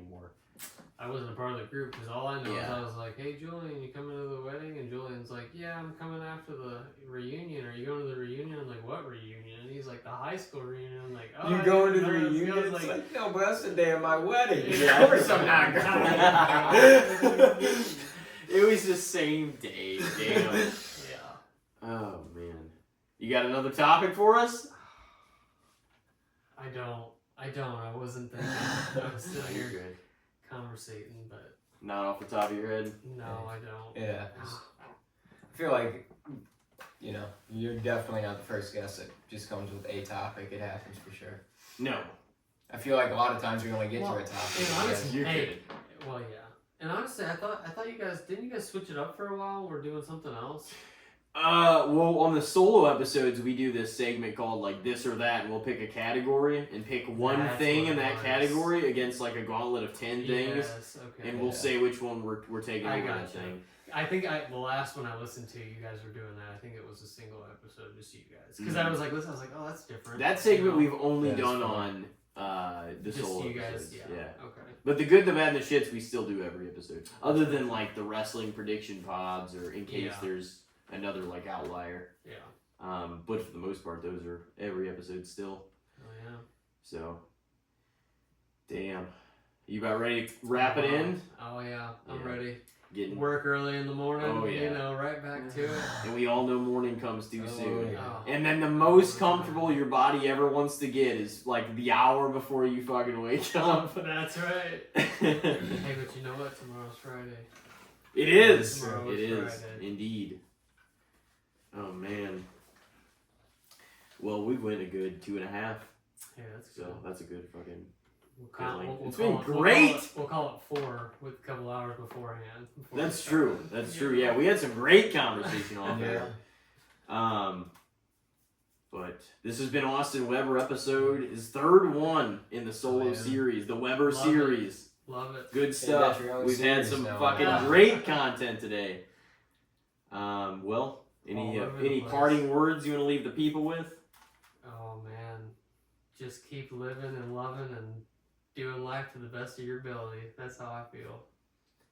Well, there you have it. You know? Well, ladies and Amen. gentlemen, we will see you on the next episode. Thank you very much for listening, supporting.